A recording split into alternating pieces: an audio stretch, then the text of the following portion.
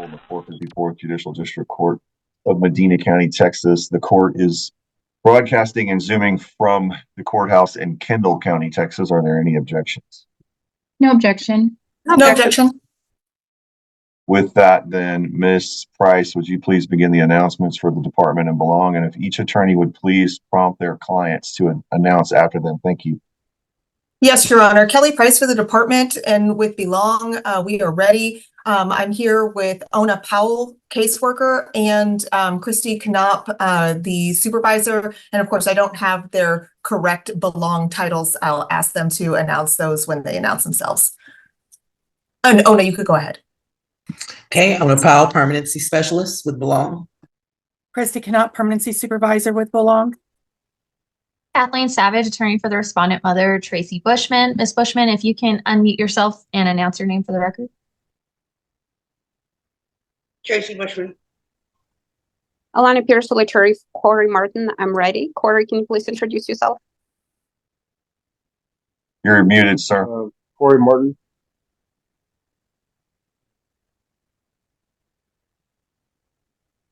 Jennifer Harris, attorney ad litem, working with the child. Anna Swallow, attorney for the interveners, foster parents, Emily and Tristan Ford. Could you please unmute and state your names? We're ready. Tristan Ford. Emily Ford. Jill Roden, Tri-County CASA. Hi, I'm Melissa Potts with the Alcohol and Drug Awareness Center of the Concho Valley. I'm sorry, can you state the facility again? The Alcohol and Drug Awareness Center for the Concho Valley. And I'm Chelsea Ashton, also with the Alcohol and Drug Awareness Center for the Concho Valley. Shelley Nix, Belong Permanency Specialist, called as a witness. Matthew Schaefer, previous family-based worker and removing worker. Leslie Miller, Fresh Start Ministries. Cecily Matoshkwa, supervisor for Williams and Sarah's House with aide. I'm Misty Martinez. I'm the courtesy worker here in San Angelo for CPS.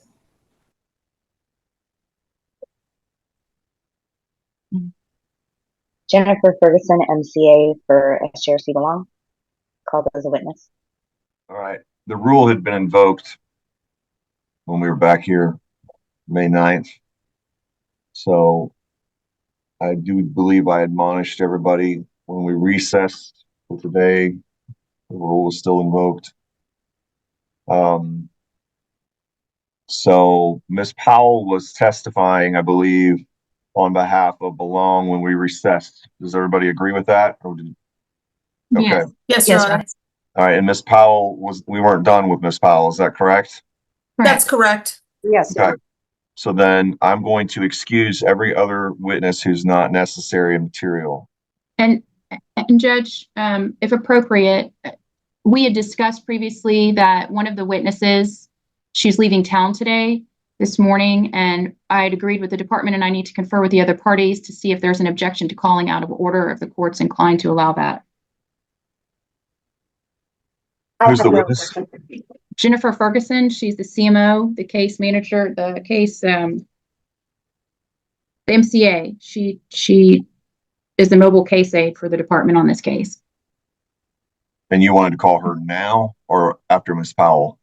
It depends upon how much more we have to go with Ms. Powell. And that takes me to another question. I know that we had initiated in regards to considering the department's monitored return. Are we going to just do everything? And I mean, and that if that's the case, as far as final trial, I know we started final trial. I'm going to need to ask Ms. Powell more questions as well. Your Honor, I would suggest calling the Ms. Ferguson first before we continue with Ms. Powell. I had not even started redirect, so I don't think it would make us too discombobulated with keeping everything in the order. If Ms. Swallow called Ms. Ferguson first, I'd have no objection to that. I'm not hearing any other objections, so I'll allow that. I think it's appropriate, and Ms. Powell will be able to stay in the room due to being the designated witness. So let me bring Ms. Ferguson, correct? Yes, Judge. And okay. I don't know if we want to continue over the remaining exhibits. Yes, we do. Let's do that real quick. What number was I on for your witnesses, or your exhibits, Miss Swallow? I believe you're 10, Your Honor. Okay. All right. Are we ready for Miss Ferguson now? Yes, All right. Judge. Ms. Swallow, this is your witness. Parties have agreed to call out of turn over no objections. You may proceed. Thank you, Judge. Thank you for being here, Ms. Ferguson. I understand you have somewhere to be, so we're going to go ahead and get your testimony over with, okay? Yes, ma'am. Thank you. How are you associated with this case? I am the mobile case aide for SJRC Belong. And what does that mean, mobile case aide? I assist caseworkers with transporting children and parents, supervising visits, providing notes to the caseworker, and documenting anything that occurs during a visit or transport. Were you able to perform those duties in this case? Yes, ma'am. With both parents or one parent? I supervised visits with Tracy and the children, and I transported the children to and from visits. And I also supervised visits via Zoom and Teams. We switched them from using Zoom over to Teams because it was a more convenient system. Did you ever have the opportunity to meet Mr. Corey Martin? That is the father of the children, I believe. No, ma'am. Okay. Did you ever have an opportunity to talk to Mr. Martin? No, ma'am. When were you assigned the mobile case aide in this case? I'm not sure the exact date. I did lots of visits with them. Okay. Was it a month ago, 2 months ago, a year ago? I started with Belong in October, so I believe it was shortly thereafter. October 2023? Yes, ma'am. Okay. And you began supervising visits approximately around October 2023 for Ms. Bushman, is that correct? It would have been November, December. Okay. So if the kids happened to be in her care during that time, would you be supervising the visits while they were in her care? Yes, ma'am. So if the kids are placed with a parent, you supervise those visits? That would be the caseworker if they're placed on a monitored return. I'm sorry, I'm not understanding your question. Okay. So bad question, my apologies. If children are placed with a parent in a monitored return, do you still perform your duties by going into the home and observing the parent and the child? I believe that only caseworkers are allowed to, once children are returned, to monitor those visits. Okay, so it's a yes or no question.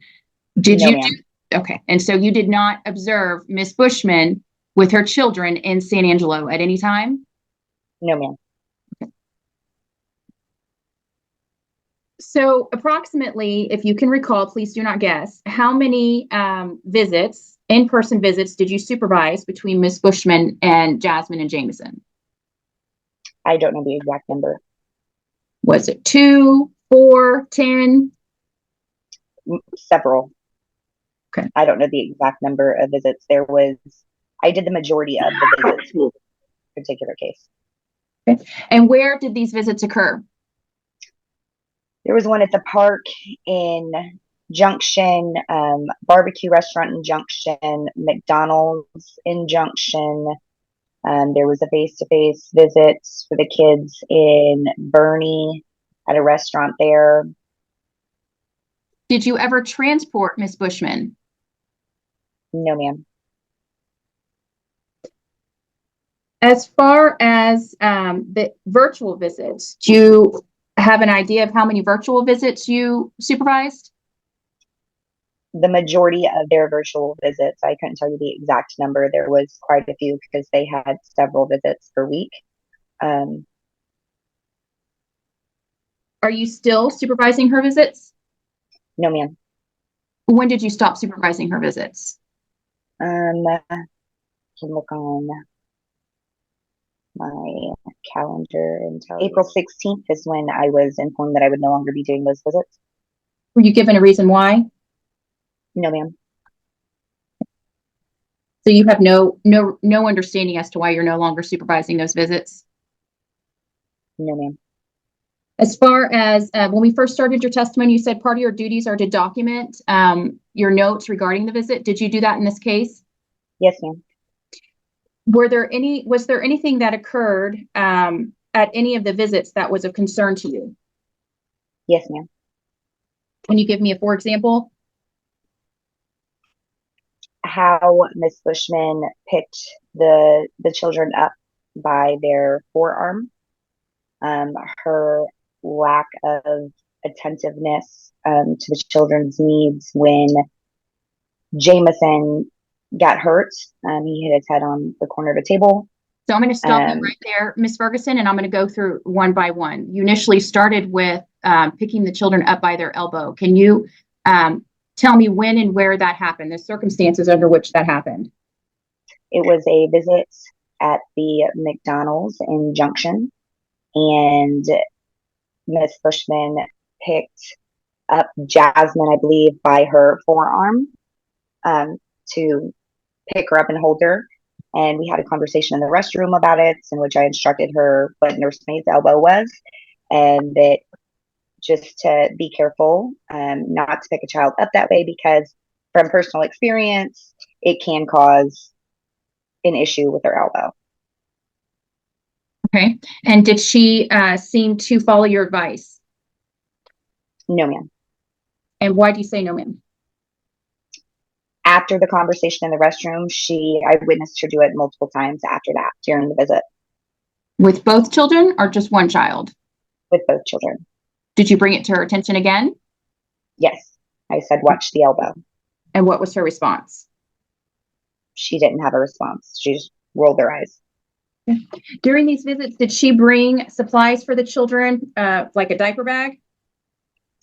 She would bring diapers to send back to the placement. Okay, but would she bring a diaper bag with her own supplies? No, for ma'am. the children? I'm sorry, let me finish. Did she for her own supplies for the children? No, ma'am. You also mentioned her lack of attention, I think, you were saying, I don't want to fill in your words, but you were going through your list. You started with nurse's elbow. What else was a concern for you? Jameson had hit his head on the corner of the table multiple times, and she appeared to have a lack of empathy until she saw the responses of others around her. And then she was Ms. more Bushman, caring. please don't respond to everything that you hear with emotion. Let's have a lack of reaction, please. Go ahead, Ms. Ferguson. She just had a lack of care until she witnessed the other people around her's reaction. And then what did she do? She bent down and comforted him. Okay. And how bad was the injury to his head? It wasn't as severe. He hit his head on the corner of a table, as most toddlers do at that age. Mm-hmm. But he screamed really loud. It hurt. Okay. Do you remember the time frame of this incident when he hit his head on the corner of the table? I believe it was the last visit that I did. That would have been April 2024 per your testimony? Yes, ma'am. And what about the nurse's maid elbow incident?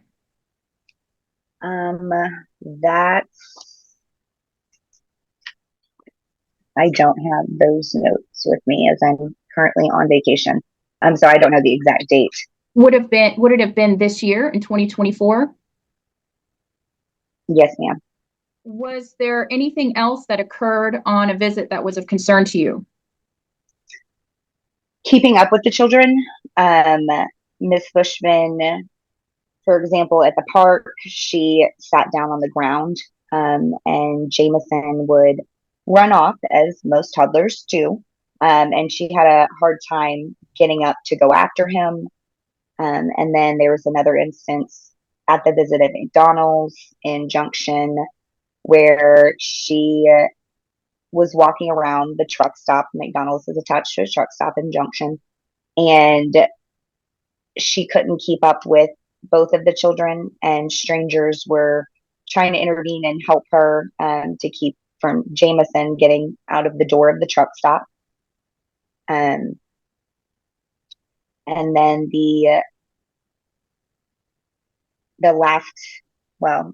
Easter visits, when we were leaving the parking lot, going out into the parking lots, she was carrying her cup and a folder of documents and could not also carry Jameson in a busy parking lot.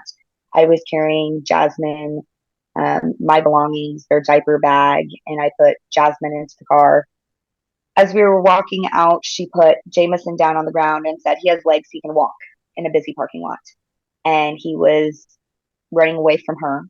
And there, like I said, it was a busy parking lot. There's cars. She wasn't attempting to even hold his hand to keep him right next to her. So I put Jasmine in her car seat and put my belongings down and went after Jameson and picked him up and put him in his car seat. And she came around and buckled him in. But she did not, she was asked to bring the double stroller. It was just too much to get out of the car for her. So she didn't want to carry both of them or even just one of the children because she had other things to carry at the same time. Did you ever see her use her double stroller?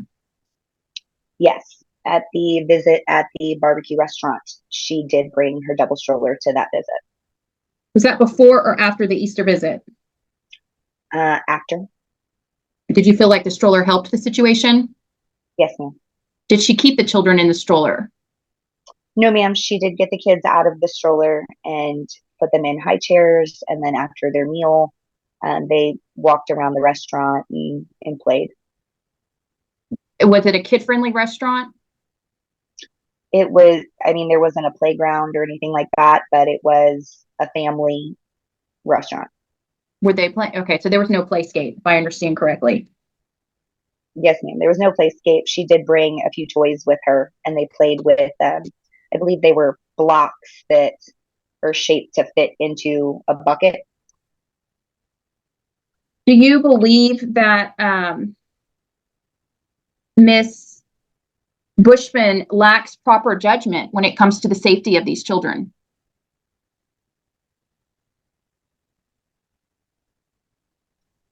Yes, ma'am.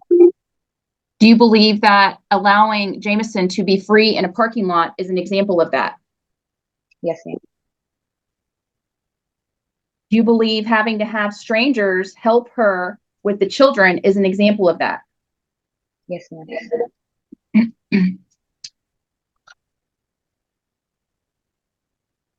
During these visits, what time did strike that? Was there a set time that these visits usually occurred? The in-person visits, I want to say that they were 11 to 1. And how often would they occur? I believe she had 2 face-to-face visits, in-person visits per month, and then the Zoom or online virtual visits was twice a week. Is it fair to say that the 11 to 1 visits were during the lunch hour? Yes, ma'am. Was Ms. Bushman responsible for bringing lunch for the children? Yes, ma'am. Did she consistently bring lunch for the children? Not every visit. What would the children eat then? There was one particular visit that she had brought a sleeve of crackers and instructed me that the children eat lunch right before they're picked up to come to the visit. That's why she only brought the sleeve of crackers as a snack. With that sleeve of crackers, one for each child? No, ma'am. That sleeve of crackers was to be shared among these 2 children? Yes, ma'am. Do you feel like it sustained their hunger? No, ma'am. So if the children are picked up at 10:30 from daycare, is that correct? Yes, ma'am. How long does it take, if you know, well, you know, because you transported them, right? Yes, ma'am. How long would it take you from 10:30 a pickup to get to the visit? I would actually pick the twins up around 10. to 10:15-ish because it's a 45-minute to an hour drive from Kerrville to Junction. So you would arrive around 11 o'clock and the visit would begin, correct? Yes, ma'am. And then after the visit at 1 o'clock, is that take about an hour to get back to the Excuse visit? me, Ms. Swallow. Mr. Martin? Mr. Martin? I need you to stay awake. This is a CPS case about your children. No, Not sir, the best time I'm to sleep. awake. Well, you don't look like it. I've just been sick last week, so I'm trying to not seem so sick, but Okay, well, try to be awake. All right, Ms. Swallow, you may continue. Thank you. So technically, the kids would be gone from 10 in the morning till 2 in the afternoon, correct? Yes, ma'am. How many hours is that? 3 to 4 hours. And during that time period, it was your understanding from the mother that the children had already eaten lunch prior? Yes, ma'am. That was I believe that was the first visit that I had done with Ms. Bushman. So I wasn't aware that at the time that what she was telling me was not factual about what time the children would eat lunch. After that visit, I was informed by the Fords and by the caseworker, Ms. Powell, that she was to provide lunch at every visit. Okay, so even if the children would have had this lunch at 9 or 10 in the morning, do you believe that that is sufficient to sustain these children for 4 hours without any type of food? No, ma'am. Does that demonstrate her ability to meet these children's needs? It demonstrated that she was not meeting their needs. As far as visitation, were there any instances where Ms. Bushman shared with you concerns regarding the case? Yes, ma'am. What happened? Ms. Bushman would express concern about her caseworker and how the case was being handled. And I instructed her to contact our supervisor, Christy Knopp, that there was nothing that I could do to help her change anything regarding how her caseworker was handling things, that she needed to advocate for herself with a supervisor. Okay. And are you aware that she also has an attorney? Yes, ma'am. Okay. As far as the children's medical, are you aware of any health issues that the children have, if any? Yes, ma'am. And what are you aware of? The children had a issue swallowing, so they were on thickener in their drinks and liquids. They had, I believe, chronic lung disease where they had a lot of issues with their lungs. Did you ever have any conversations with Ms. Bushman regarding the thickener in the children's drinks? Yes, ma'am. And what were those conversations? She expressed that she didn't believe that they needed to be on thickener, that their swallow studies that she had taken them to reflected something different than what the doctors that the Fords had taken the children to. She expressed that a lot of the children's health issues, she believed that they were made up by the Fords to make things more difficult. I explained to Ms. Bushman that in my personal experience with my own children having to be on the same type of thickener, that it does make a difference with swallowing and not aspirating on things that are a thinner liquid. But she continued to express that she did not believe that there was anything medically wrong with the children. She didn't believe that they were lactose intolerant was another issue, that they couldn't be on regular milk. She stated that they never had any of these problems when they were with her. Did you observe her making the bottles for the children to include the thickener? The Ford sent the their cups with the thickener already pre-mixed into the drinks. So you never observed Miss Bushman taking on that task for her children? I believe that at one visit, she did add some thickener to it, but she stated that it wasn't enough to have the correct consistency. As far as the lactose intolerance, can you elaborate a little bit on that? She had asked me, I believe, at one visit if I knew what kind of milk the children were on, that she was going to, I think, get the milk with their meal. And I told her that I didn't know exactly what they were on, but I knew that dairy products such as milk was something to avoid, just to give them what was in the cups that were brought. And was this all during 2024? It may have been during December of 2023. If the children were removed from her in December 2023. Or they were removed in December, you're right. I'm sorry. So then they were removed back in December. So it would have been 2024. Yes, ma'am. I'm going to re-ask my question. Did this occur in 2024? Yes, ma'am. Do you have concerns for her ability to take care of and address the children's medical needs now and in the future if she believes that the medical diagnoses that they have received has been made up? Yes, ma'am.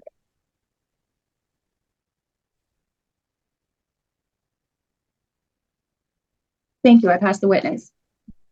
Ms. Price. Thank you, Your Honor. Ms. Ferguson, let me pick up where Ms. Swallow left off. You'd indicated that you have concerns that Ms. Bushman may not be able to meet the children's medical needs now and in the future because she, and let me make sure that I'm understanding your view correctly, because she did not believe that they had medical problems. Is that a fair statement? Yes, ma'am. Regarding specifically the thickener and her belief that they did not need it, she had indicated to you that was a result of her taking them for their own, like for a different swallow study with a provider she found? Yes, ma'am. So that was prior to them. She said that she had a swallow study and seen different doctors prior to them being removed. And she said it indicated something different than what the doctors at the Fords had taken the children to.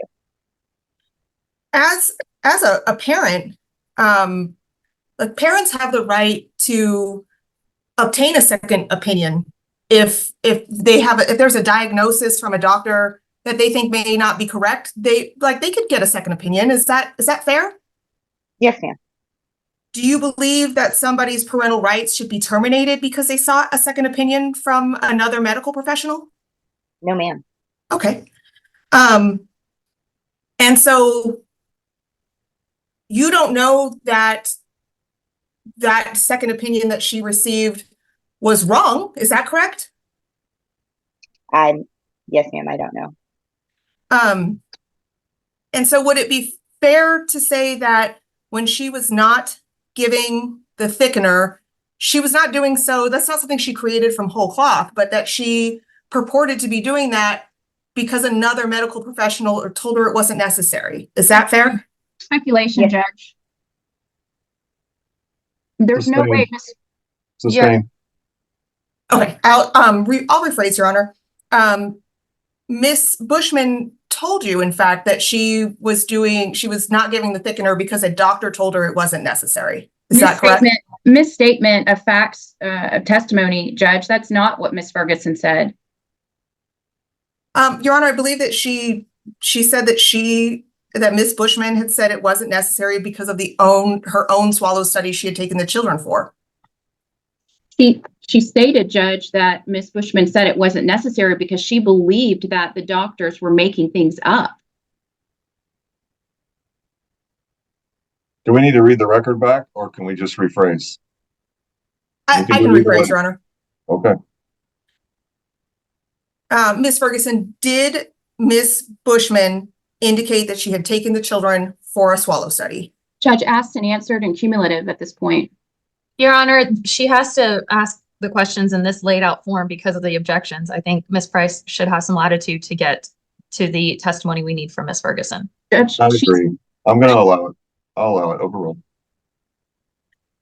Ms. Bushman indicated that she had taken the children prior to them being removed and having a swallow study done.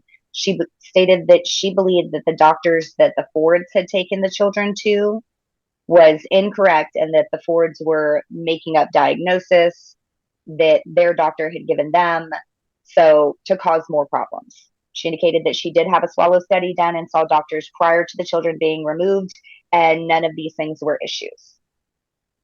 Thank you. I appreciate the clarification.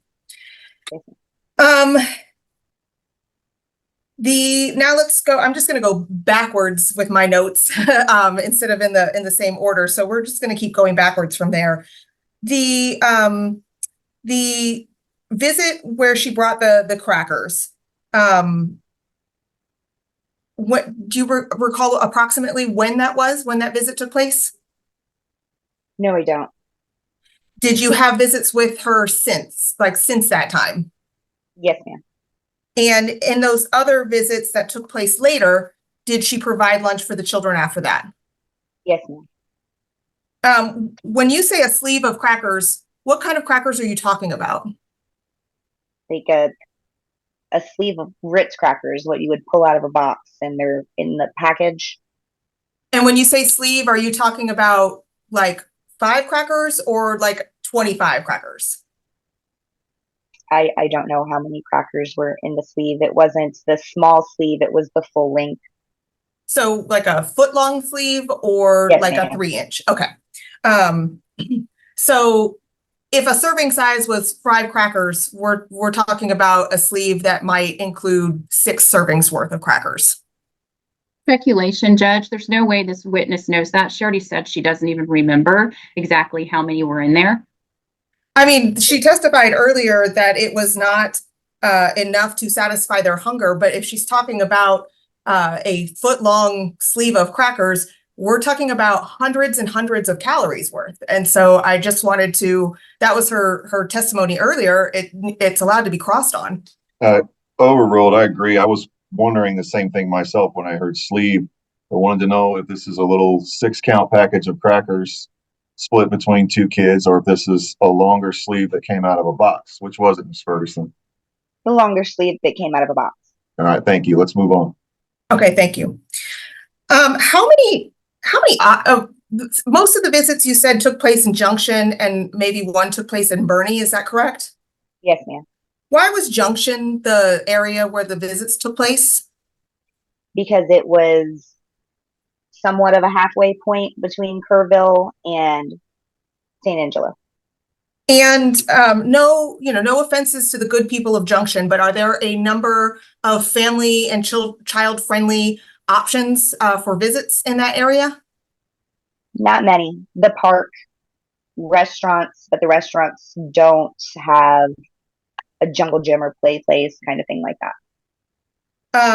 And so the restaurants that she would choose, would you say it's fair that she was picking the best options that she had available? Yes, ma'am. Okay.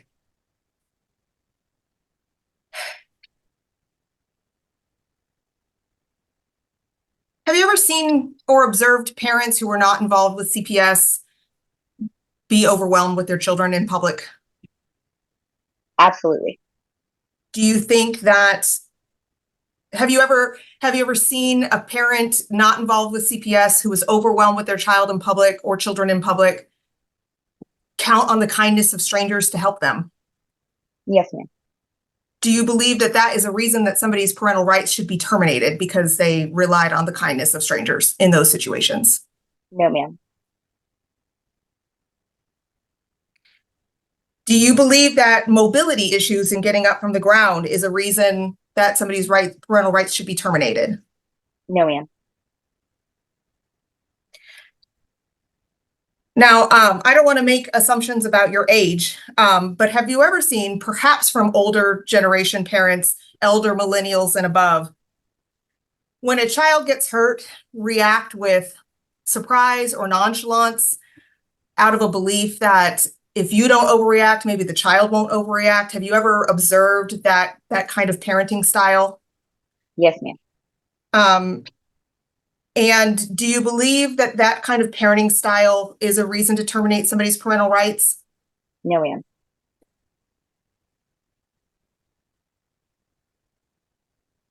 And so with that, I think that I've addressed all of the concerns that you brought up. The lack of empathy and care you had indicated when he hit his head, the being overwhelmed with the kids and needing help from strangers, from yourself, not being able to get up. And so you would agree that for each of those, you had answered that you don't think that those are reasons to terminate somebody's rights. Is that fair? Yes, ma'am. It's no reason to terminate rights. Thank you. I'll pass the witness. Ms. Savage? Yes, Ms. Ferguson, when you talked about the visit when Ms. Bushman picked up Jasmine by the arm, do you recall when that occurred? I do not. All of us have asked her that, and she says she doesn't know. Was it one of your initial visits, or was Hang this? on just a second. My understanding of the asked and answered objection is that if the same attorney has already asked the question, then that objection is appropriate. But if a different attorney is asking that question for a different line of questioning, then it's more appropriate. So I'm going to let her ask this as long as it leads us down a road we haven't already been down. Ms. Savage, overruled. Ms. Ferguson, was it one of your initial visit, or was this the last visit you observed? I believe it was the second or third visit. Okay, so this would have been January or February?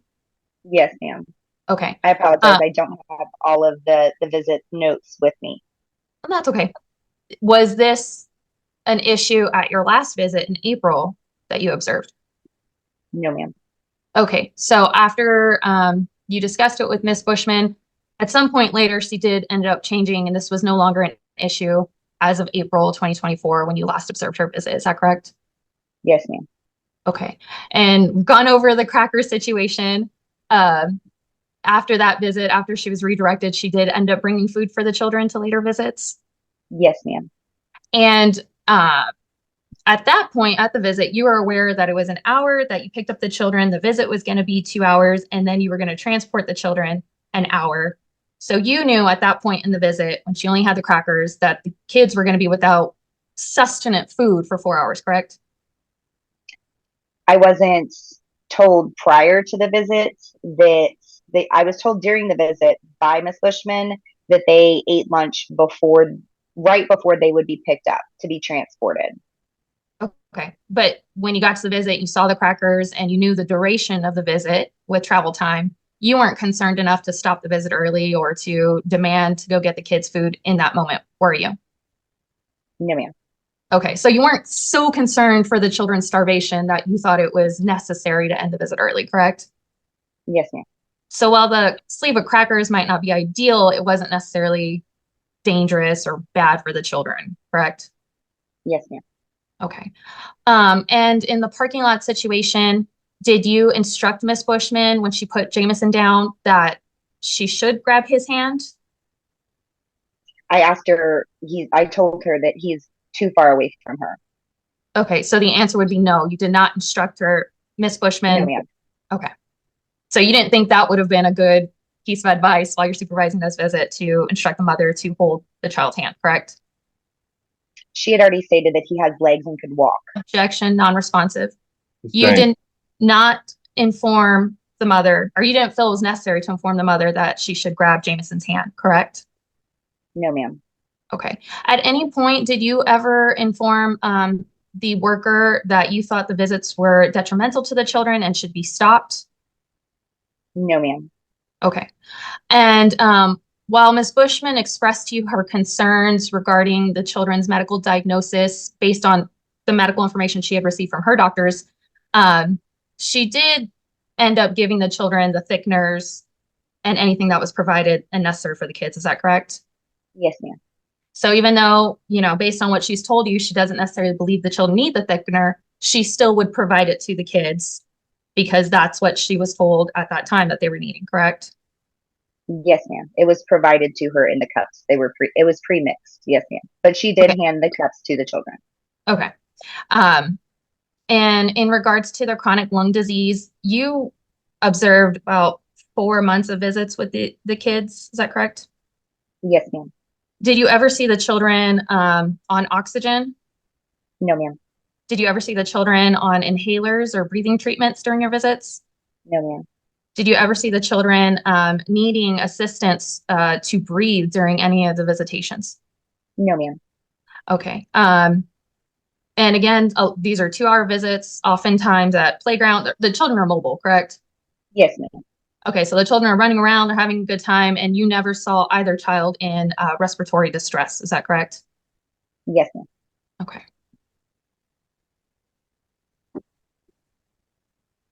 And during the visits with the mother, did you ever see her to appear under the influence at any time? No, ma'am. Did the children seem bonded to Miss Bushman during those visits? Yes, ma'am. Okay. And did Miss Bushman seem bonded to the kids? Yes, ma'am.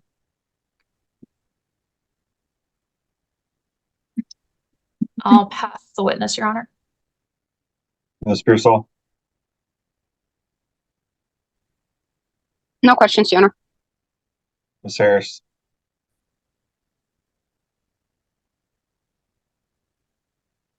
During parent-child visits, are you expected to, as part of your job, are you expected to interact with the parents and the children during the visit, or are the parents supposed to be doing everything themselves?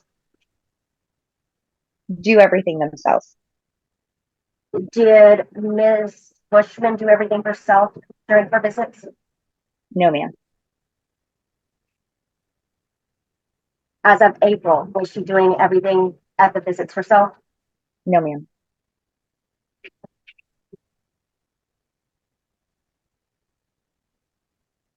When she would interact with the children, did she play with both of them together or one at a time?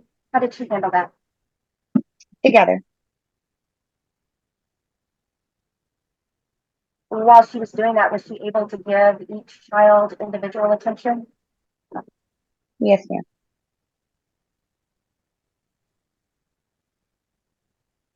She did have concerns about how she interacted with the children. No, ma'am. So I know your testimony was kind of generalized as thinking that she can't safely care for the children because she didn't believe they were sick. But is that the case, or is Objection. Is there an objection, a legal objection? I'll withdraw. I'll let her finish, Your Honor. I thought it was going somewhere else. What, is that the case, or are you making this judgment based on the whole of your visits? I'm sorry, can you re-ask the question? Yes. When you say that your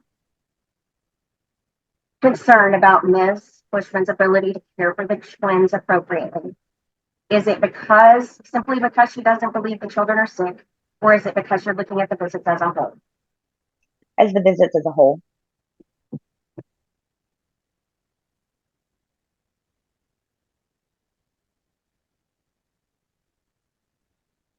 No further questions, Judge.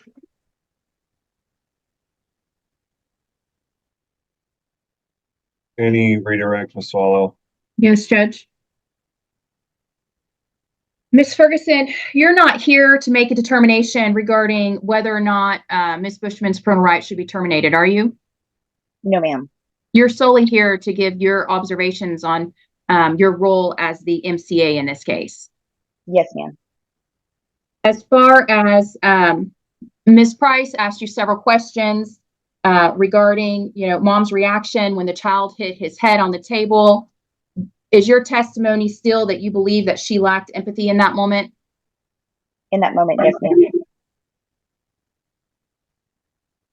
In regards to the child, the children being lactose intolerant and the mother not believing it, do you remember, was that an in-person or virtual visit that you became aware that she did not believe that these children were lactose intolerant?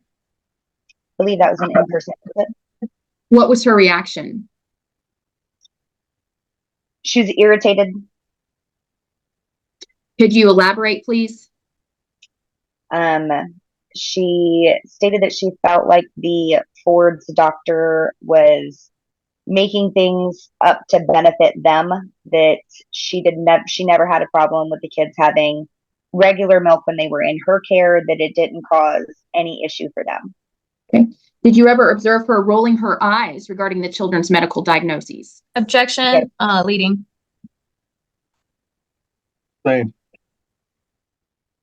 The day that the kids received the sleeve of crackers, did you think they were going to starve?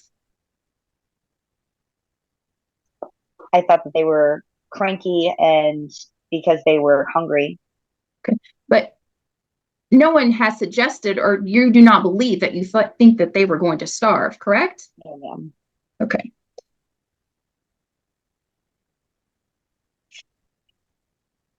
And you don't know for certain whether or not Ms. Bushman would implement and respect that the children need thickener because all of their bottles were pre-made but one time, correct? Objection, leading.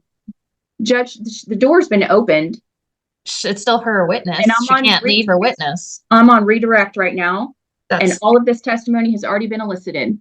it doesn't allow a favorable witness to be led, even on redirect. I'll sustain it. Just rephrase. That's okay, Judge. I'll strike that question. As far as not, Miss Savage asked you lots of questions about the kids not being in respiratory distress or on oxygen or being able to run around. You're not a doctor, are you? No, ma'am. Okay. Have you studied chronic lung disease at all? No, ma'am. Would you even know what to look for? If they were in respiratory distress, yes, I would know what to look for, the signs of that. Okay, thank you. But as far as chronic lung disease, do you have any education, experience, or knowledge regarding chronic lung disease? No, ma'am. As far as needing to help the mother, was she expected to take the children to the restroom? Yes, ma'am. Did she do this on her own? No, ma'am. Did she ever ask you for help? Yes, ma'am. How often would she ask you for help? Every time. And do you believe it was reasonable with 2 young children to ask for help in the restroom? No, she had been instructed to bring the stroller to show that she could do this on her own, to demonstrate that she could take both children to the restroom to change their diapers without having to have someone there to hold one of the kids while she changed the other's diaper. Did you ever see her hold both children at the same time? Yes, ma'am. Was it difficult? Yes, ma'am. So the stroller would make sense, correct? Yes, ma'am. However, you never saw her bring the double stroller in order to take the kids to the restroom at the same time. Objection asked and answered. Sustained. Okay. Thank you. I pass the witness. Any other recross? Not from the department, Your Honor. No, Your Honor. May this witness be excused. Yes, Judge. Thank you. Yes, Ms. please. Ferguson, thank you. Thank you for your time and your testimony today. You are excused. I will go ahead and remove you now. All right, Ms. Price, you want to resume your case with Ms. Powell? Yes, Your Honor. Thank you. Ms. Powell, I'm going to start with some topics that had been from the last hearing. I know it feels like it was a month ago, so I'm going to ask you to stretch your memory as much as you can. Do you recall questioning at the last hearing along the lines of Ms. Bushman needing assistance with the children during visits? For example, like was just with the last witness, taking the children to the bathroom. Yes. And was there, and do you recall testifying that essentially you had never had a visit with Ms. Bushman in which she didn't ask your assistance at least once? Was that your testimony? Yes. I'm going to ask a similar question as I did with the previous witness. Have you ever seen parents outside of a CPS situation be overwhelmed with their children? Yes, I have. Does that seem to be more frequent for a parent who is there alone, or less frequent if they, let me rephrase that. When you have observed this, has it typically been when there are more children than parents present? Yes. Is it fair to say that when a parent is outnumbered by children, it's difficult? Yes. There has been a lot of testimony and questioning about Ms. Bushman not bringing the double stroller. Is, in your opinion, that oversight a reason to terminate her parental rights? Not to terminate her parental rights, no. Do parents sometimes go unprepared for an outing with their children? Yes. Is that a common thing that a parent might do? A parent that's overwhelmed might forget things here and there. Now, and we say the word overwhelmed a lot. When you say the word overwhelmed, what does that look like to you? It looks like struggling, trying to wrangle the children, getting everybody where they need to be, the appropriate place, if that makes sense. Yes. And what would Miss Bushman's demeanor be while she is quote unquote overwhelmed? What's her demeanor look like? She's fairly calm. She asks for help. When she's overwhelmed, she asks for help. Okay. Does she look frazzled, or does she look exasperated in her face? A little exasperated, just a bit, but not pulling her hair out, crying, or anything like that. Typically, she immediately asks for help. And more importantly, does it change how she treats the children when she's feeling overwhelmed? No, she doesn't. It doesn't change how she treats the children when they're with her. So even though she's overwhelmed, is she yelling at them? No. Is she screaming at them? No, she's not. Is she spanking them? No. Is she yanking them? No. Does she take a harsh demeanor with them at all? Not at all. I'm going to switch topics now. There was some questioning last time about Ms. Bushman's work situation. Has that changed since the last hearing? No, she's still working both jobs today. And then is her plan still to leave one of those jobs if the children are placed back in her care? Yes. And there was some questioning specifically about limiting the number of daycare hours specifically to her work hours so that she could, quote unquote, do the real work of raising the children. Do you recall that questioning? Yes. Are the children in daycare currently? Yes, they are. And how many hours? I believe 40 hours a week, 30 to 40. And do you know how many hours a week the foster parents work? I'm not sure. I think they work straight 30 to 40 hours. And do you think that the fact that the children are in daycare diminishes in any way the work that the foster parents do to raise them? No. And DFPS currently pays for their, or Belong currently pays for the daycare, is that correct? Correct. And how long has that been in place, if you know? Since shortly after the children were placed back with the Fords. Okay. And I believe they had childcare before as well, when they were placed with them before the monitor return. And that's on top of the daily foster rate they might receive? Yes. Have you ever met and visited the children with the foster parents? I've been to the house before with the children. I believe both foster parents were there. Have you ever had the opportunity to meet with the foster family and only one of the parents was present? When I've dropped the children off, the few times I've dropped the children at the house, I believe the last time Miss Ford was there alone. And did you have an opportunity to really observe her by herself with the children? I didn't really have the opportunity to do so. Okay. And have you ever visited the foster parents and the children together in an area that was outside of the home? No, other than a pickup.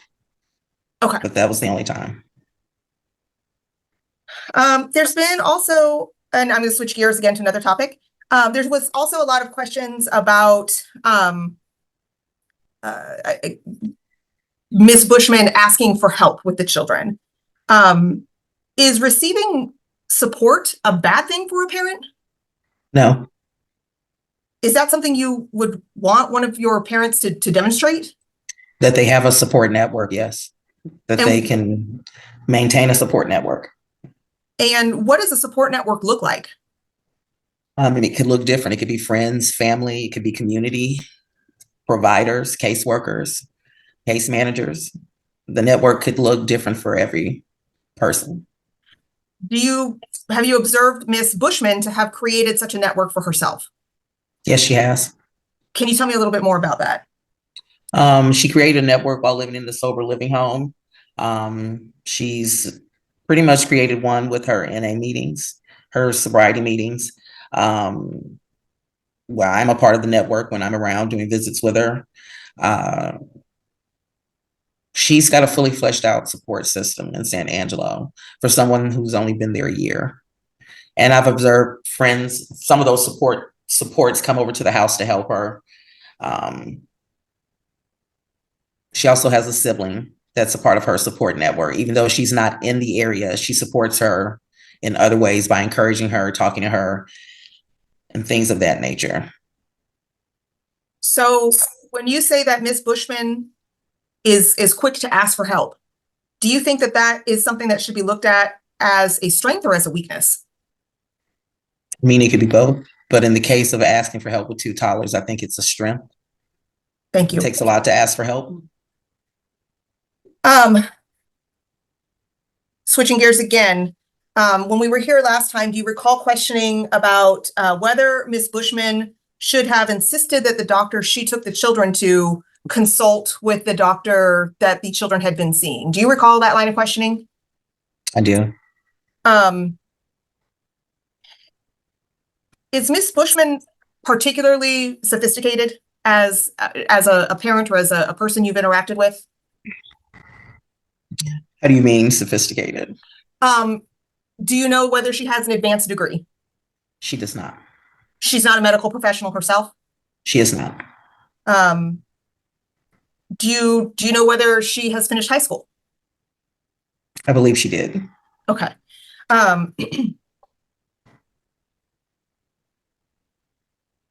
With the last witness, I had asked about a parent's right to seek a second opinion. Would you agree that that is a right parents have? Yes, they do. And was there anything wrong with Ms. Bushman taking the children to see a medical provider in her area? There's nothing wrong with that. And should she be, let me rephrase how I'm asking that.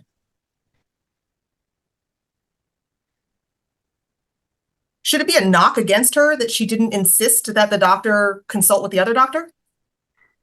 Not necessarily. And in fact, she could have taken them to this doctor as a second opinion. Is that correct? Correct. And that would have been her right. Yes. Have you ever observed Ms. Bushman, or has she expressed to you a suspicion of the system as a whole? She's expressed some displeasure with the system, but not in depth like she did with Ms. Ferguson. Okay. We typically have different conversations during visits. She expressed a little dismay about the case. And do you want to expand on that further? She just thought that I was against her, and I explained to her that I was a neutral party. I'm here as a liaison to the court. So I had to clarify that it's not a me against you type of thing, but I do have to redirect you. We do have to have those difficult conversations. So once we had that difficult conversation, it was understood. And based on that conversation, do you think she has maybe a mistrust of the system? Yes. The last time we were here it is about a month ago, right? I'm not like making that up. Like time has no meaning to me anymore. But since then, at the last hearing, I believe the children had recently contracted COVID. Was that correct? Yes. And has that since been resolved? Yes, it has. have they had any lasting issues related to the COVID given their chronic lung disease? None that I'm aware of. And do you know if there has been any updates on their medical overall since the last time we were here?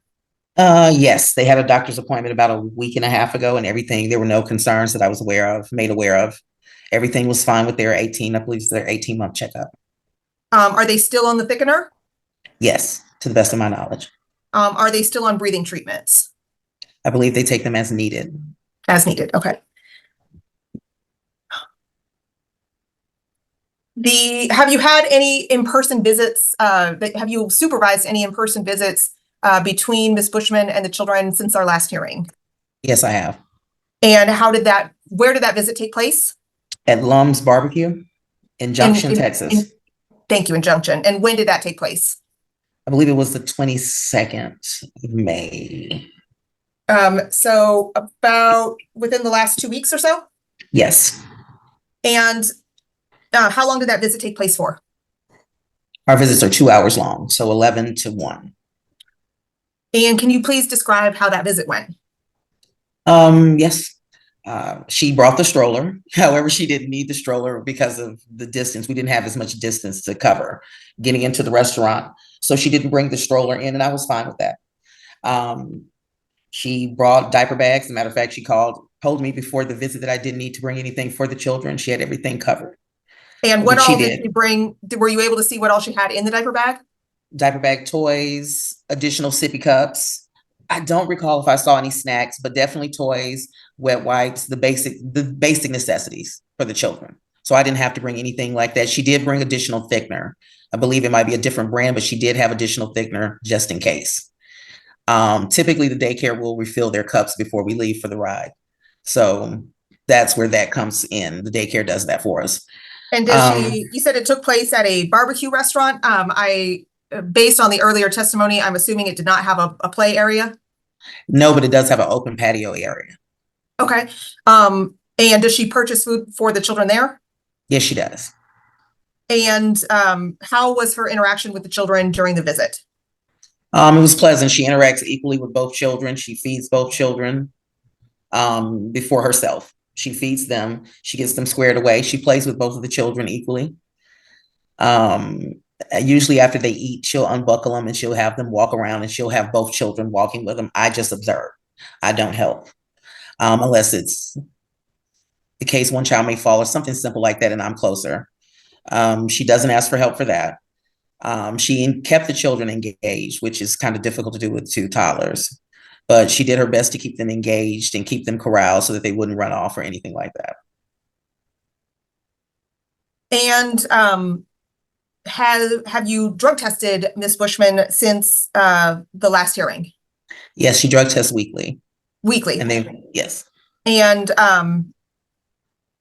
you look at those, do you go over those results with her? I let her know they're negative. If it's a positive, I let her know. And have there been any drug tests that have changed your position in this case? No. Going back to the support network that she's created there in San Angelo, several of the people that you mentioned are actually here today to provide support or testimony on behalf of Ms. Bushman. Is that correct? Some of them are, yes. And have you had the opportunity since the last hearing to observe her home in person, or is that still being handled by the courtesy worker, Ms. Martinez? Ms. Martinez is still handling it due to just time constraints. I wasn't able to make it up to San Angelo to physically observe the apartment. And is there anything else that's happened since the last hearing that I have not asked you about that you feel like the court would want to know? Nothing. Visits have been going as scheduled. Everything's been going well. Ms. Bushman is trying to get enrolled in school so that she can get a better job. I'm going to object to the narrative. This is just an open-ended question that could allow Ms. Powell to just go on and on and on about whatever she wants. Judge, I would say that that's a premature objection. She barely said 2 sentences before we got a narrative objection. Judge, she started going into something about Ms. Bushman. I don't even know, but I would request that Ms. Price ask more specific questions than just open-ended general questions that call for narrative responses. I'll sustain it. Just rephrase. Are there updates since the last hearing, Ms. Powell? Just yes or no? Yes. And what would be the subject matter of that update? Just things that Ms. Bushman is doing to make a better life for herself and the children. And what is an example of one of those? Getting enrolled in school. And what kind of school? Medical coding and billing. And where is she going to enroll? She'll be online. Do you know the name of the school? It slipped my mind. I'm sorry. That's fine.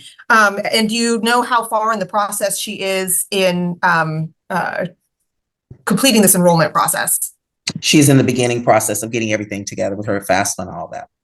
Okay. And do you know her plans in terms of what her hours for school would be and what her plans to do with the children are during that time? They'll be in daycare. And would she have to quit her job in order to attend school? Perhaps one of them. She'd have to let go of one of the jobs.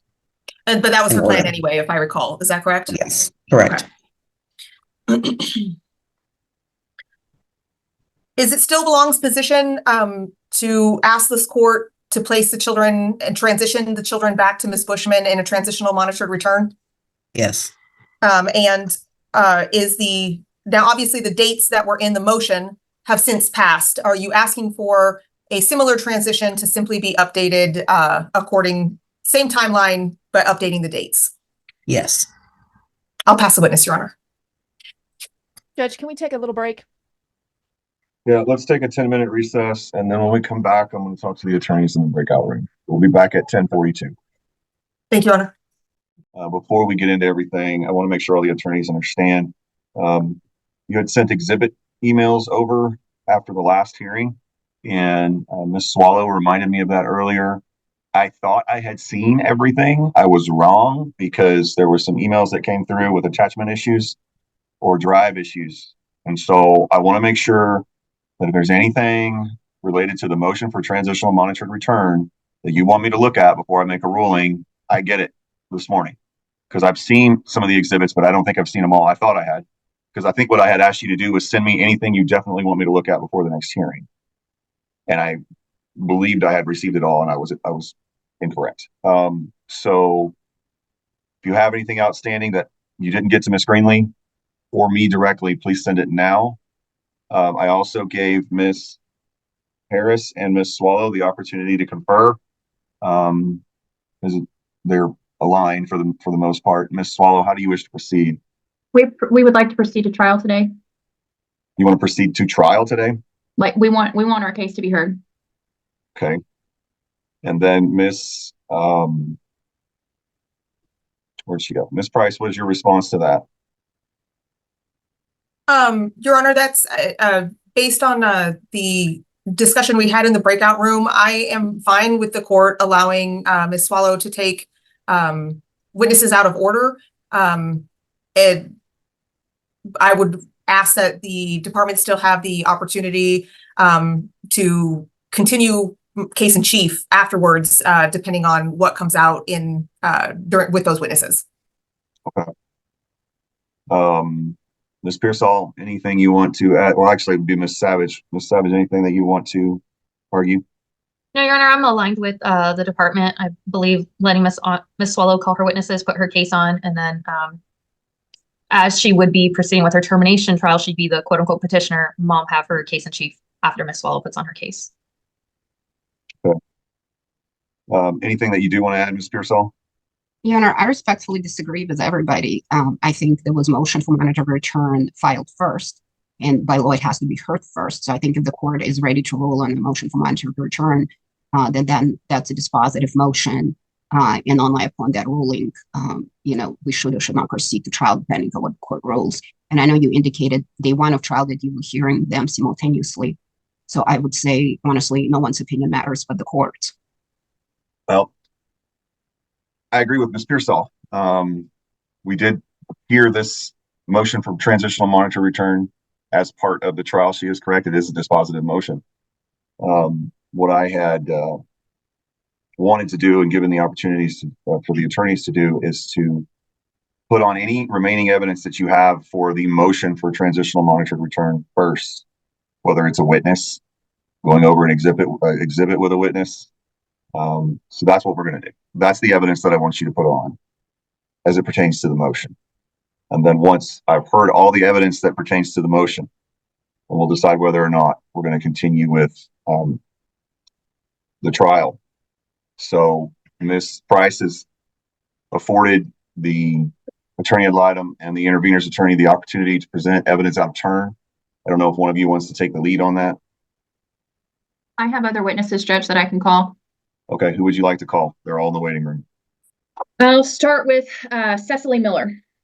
Thank you. Thank you, Ms. Miller, for being here today. I appreciate your cooperation. Yes, ma'am. Do you know Tracy Bushman? Yes, ma'am. How do you know Tracy Bushman? Tracy Bushman was a participant in Fresh Start Ministries program in 2023. And what is Fresh Start Ministries? Fresh Start Ministries is a long-term faith-based recovery home for women and their children. And how are individuals selected, if there's any selection at all, in order to participate in your program? There is a interview that we do where we are really just kind of looking for willingness to do something different, willingness to change, and also present the understanding that this is faith-based and there is lots of religious type requirements and making sure that they understand they're voluntarily doing that. And what is your role with Fresh Start? I'm the program director. And what does that mean? I'm in charge. Okay. And how long have you been in that role? Since it started. I'm actually the founder and director. Okay. And when was it started? We started in April of 2014. So a little while. Yes, ma'am. 10 years. Okay. And you mentioned it's a sober living facility, correct? Yes. And it's long-term? Yes, ma'am. We ask them for a minimum of a 1-year commitment. Okay. And how long can they stay? They can stay as long as they need to, as long as they're working on their goals and continuing to show progress. We do not have a maximum stay.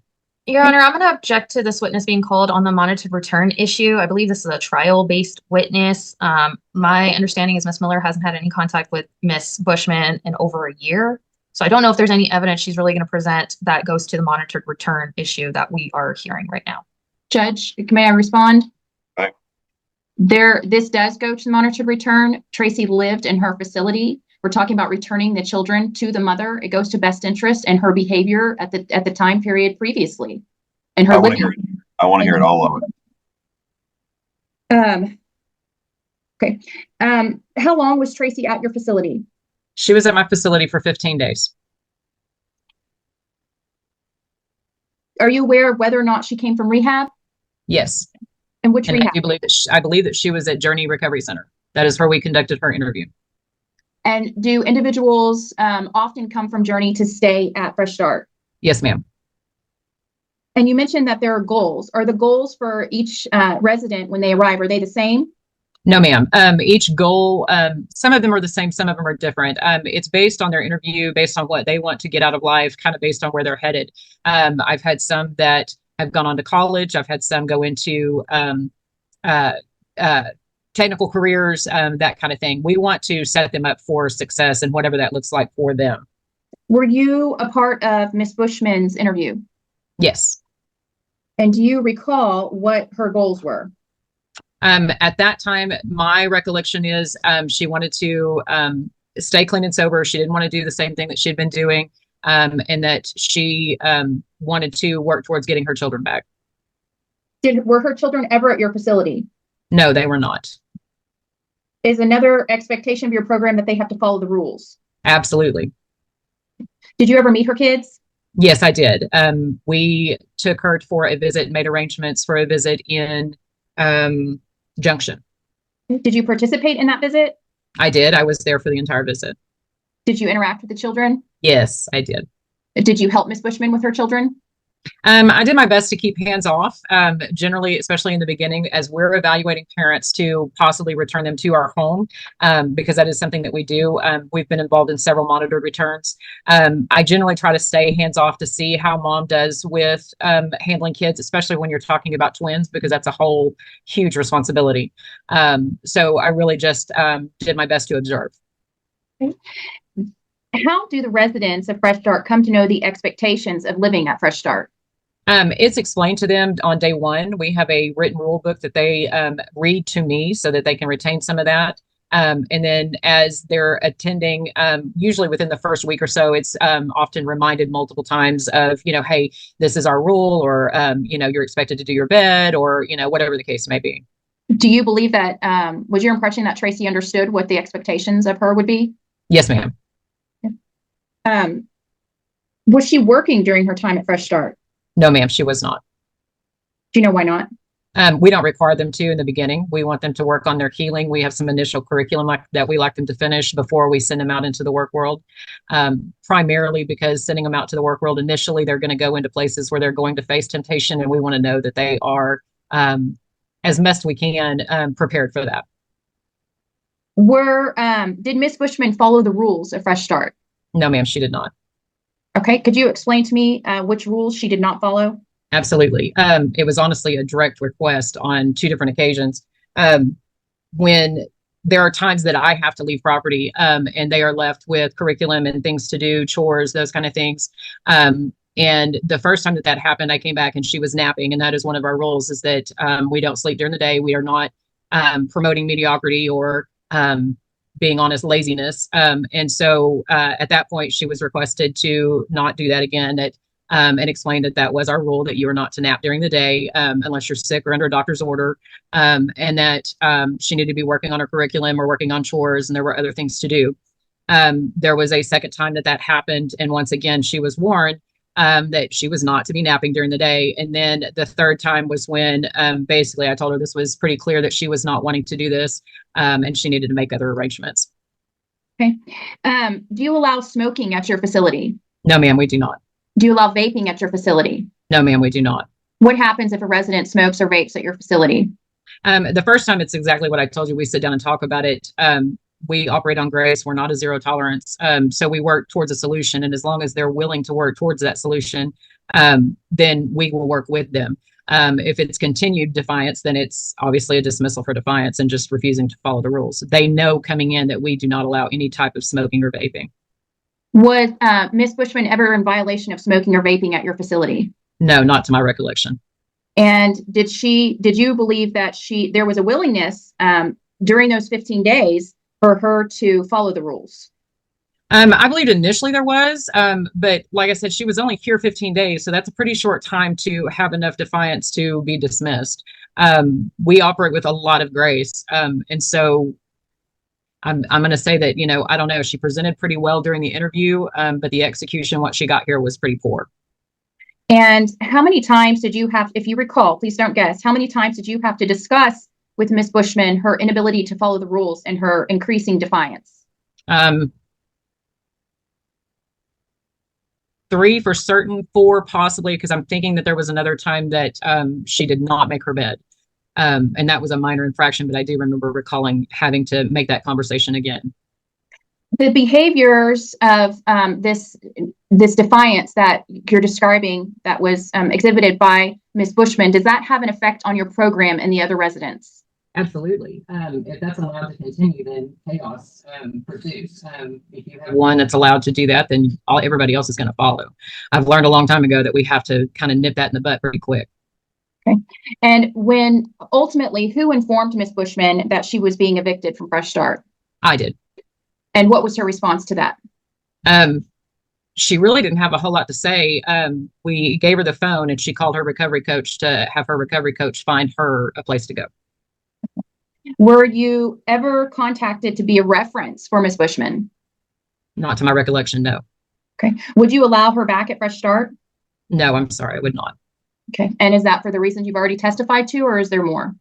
Well, okay, so part of it is the reason I've testified to. The second part of that is we enacted a rule several years ago that if a resident was dismissed for defiance or any other reason like that, that they would have to submit a letter to the board and the board would review that. In that letter, we would have to see significant reason that something had changed, the willingness had changed, because we've just learned over experience that second time arounds don't typically work. It's not usually successful because we're pretty unusual in the fact that we don't require anything financially from them up front. and they do have a period of not working and we're providing 100% of the support, we have just learned to be extremely cautious with taking on second placements. And is 15 days, is that a short amount of time for a resident to be evicted from your facility? Absolutely. Okay. How often does that happen? Honestly, not very often. I'd have to look back through statistics to give you an exact number, but I can tell you that that is a pretty rare thing. We usually don't see Objection, non-responsive, and narrative. Sustained. Thank you, Ms. Miller. I pass the Yes, witness. Ms. Price. Thank you, Your Honor. Ms. Miller, what is your, my name is Kelly Price. I'm the attorney for the department, and Yes, I'm sorry to just jump right into questions No, without you're okay. introducing myself first. What is your background and expertise in the recovery area? Well, I've been involved in the recovery community here in San Angelo for over 10 years. I am a certified biblical counselor, and we do biblical counseling here. I've been a leader, including the ministry lead role for Celebrate Recovery. Just been involved for many, many years. Thank you. Are you also, what is it, an LCDC, a licensed chemical dependency counselor? No, ma'am, I am not. I chose the biblical route instead. Okay, okay. And so your answer to that you chose the biblical route, suggests to me that in the recovery arena, there are multiple ways to recovery. Is that fair? Absolutely. And is it fair to say that people can find recovery and sobriety through different arenas? Absolutely. And that there's different approaches to sobriety and recovery programs even? Yes. That some include maybe a harm reduction approach versus some that take a complete sobriety approach. Is that also correct? I don't know about that. Okay. Everything that I'm familiar with is abstinence. It's complete abstinence, and that was the word I was looking for. But are you familiar that in some recovery arenas, complete abstinence may not go to, for example, cigarettes? Like if somebody had previously been addicted to heroin for many, many decades, that continuing to smoke cigarettes may not necessarily mean that they're going to relapse on heroin through their recovery. Is that a fair statement? I mean, I guess that's fair. Yeah. Okay, that's fine. The particular rules that for your facility, you had mentioned the napping during the day and the making of the bed. Were there any other specific rules that Ms. Bushman had violated that led to her eviction? I don't recall anything other than those two. I can tell you with a dismissal that early that part of that was due to attitude. The lackadaisical, just even caring about, oh, you told me not to nap. The final one where she was dismissed, I told her before I walked out the door, do not nap, and came home and found her napping. Okay. And so I just want to be clear that her rule breaking did not include using drugs in the facility? No. Using alcohol in the facility? No. Getting other clients in the facility to use drugs or alcohol? No. Anything else that would immediately jeopardize the sobriety of either Ms. Bushman or any of the other residents? No. Okay. I'm sorry if you said this already, but do you recall, I know it's only 15 days, but can you give me a time frame when the 15 days was? Like, was this in early 2023? When was she at your facility? Yeah, I actually have my statistics up. I pulled them because I figured this would be a question. She came in on April 5th of 2023, and she was dismissed on April 20th of 2023. Thank you. Have you had any interaction with Ms. Bushman since April 20th, 2023? Yes, ma'am, I have. And in what capacity? She came to a handful of recovery meetings that I also attend. Okay, and have you observed her in those recovery events to still be committed to her recovery? I can't say that that's the case. Like I said, it was only a handful of times. I don't know if she's attending meetings elsewhere, but if that was her only avenue, I would have to say no, but I can't comment to that because I don't know what she's doing elsewhere. And that was actually my follow-up question. Right. Is at this point in time, are you able to form an opinion as to the success or not success of Ms. Bushman's continued sobriety? No, ma'am. Okay, I'll pass the witness. Thank you. Yes, ma'am. Ms. Savage, No questions, Your Honor. Mr. Saul, Do you know who Corey Martin is? I'm sorry? Do you know a man by the name of Corey Martin? No, ma'am. And while she was at your facility, he never came by to visit her, correct? No. Now the questions. Saris, No questions, Your Honor. any other questions for Ms. Miller, Ms. Swallow? Just briefly, Judge. Ms. Miller, you're not here to provide testimony regarding Ms. Bushman's recovery, are you? No, ma'am. And just to make sure I understand correctly, Ms. Bushman was evicted from your facility due to general defiance in her attitude and not caring. Yes, ma'am. And that could be present whether an individual is using drugs or not. Objection calls Yes. speculation. Thank you. Have you found that individuals can, at your facility, specifically Ms. Bushman, she was evicted due to general defiance, attitude, and not caring, and that may or may not have anything to do with using drugs? Objection calls speculation. She just testified she has no knowledge about Ms. Bushman's sobriety. She hasn't seen her in over a year, Your Honor. We got the testimony we needed, which is that she was excused for napping and not making her bed. And frankly, I think that's all that Ms. Miller can provide at this point. Let me hear Ms. Swallow's response. Ms. Swallow. She testified, Ms. Price asked her whether or not she was using at her facility, whether or not she allowed others to use at her facility, and she responded that that did not happen. So at this point, I'm, crossing her on what Ms. Price already elicited, and that using or not using, that is not indicative of whether or not someone could be evicted for defiance, attitude, or not caring. We've established she was evicted for those reasons, though. So then asked and answered. This is a follow-up question. It's my very last question. Okay. If it's your very last question, I want to hear where you're going with it. I do agree with Ms. Savage that we've established most of this, but if there's something you want me to hear, go ahead. Overrule. You need me to restate the question, Ms. Miller? Yes, please. Okay. Let me see if I can get it. Would you agree with me that an individual can be evicted from your facility regardless of if they're using drugs or not for defiance, attitude, and not caring? Yes, ma'am. That's in our dismissal rules. Okay. Thank you. I pass the witness. May this witness be excused. Thank you. Yes, sir. Yes, Your Honor. Yes, Your Honor. Thank you, Ms. Miller. I appreciate your testimony and your time. You are excused, and I'll remove you now. Okay, thank you. All right. Who else? Who's your next witness? I would like to call Cecily Matushwa. How do you know Tracy Bushman? She was in the Sarah's house. And what is Sarah's house? It's a recovery home. And how are you associated with Sarah's house? I'm a supervisor for Sarah's house and Williams' house through aide. And did Miss Bushman reside at Sarah's house? Yes. Do you remember when? That I do not. No. Was it a year ago, 2 years ago? No, it was probably a few months back, probably last year. Because I know on Christmas is when we asked her to leave, or Christmas, a few days before Christmas or something like that. Do you recall how many months she was at your program? Probably about 4 months, somewhere around there, maybe. Do you have a interview selection process for residents before they come to Sarah's house? Yes. And what does that consist of? Just we lay our eyes on them and just see how they are, let them know what the rules are of the house and stuff like that. Okay. Is there an interview? Yes, we do interview them. Okay. And was Miss Bushman interviewed? She was. I know when she came to us, she was coming from the Fresh Start.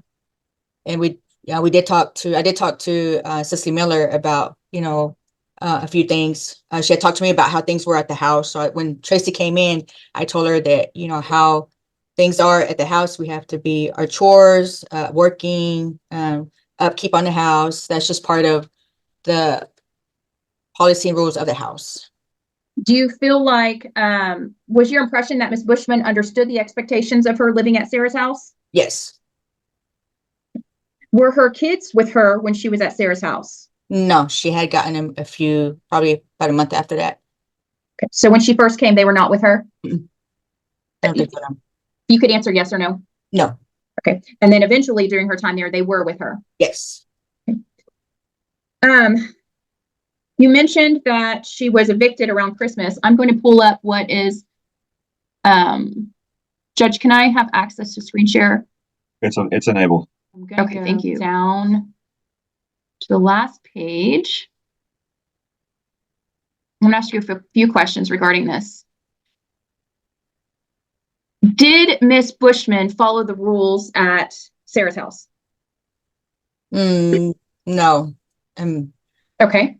And what happens when an individual does not follow the rules at Sarah's house?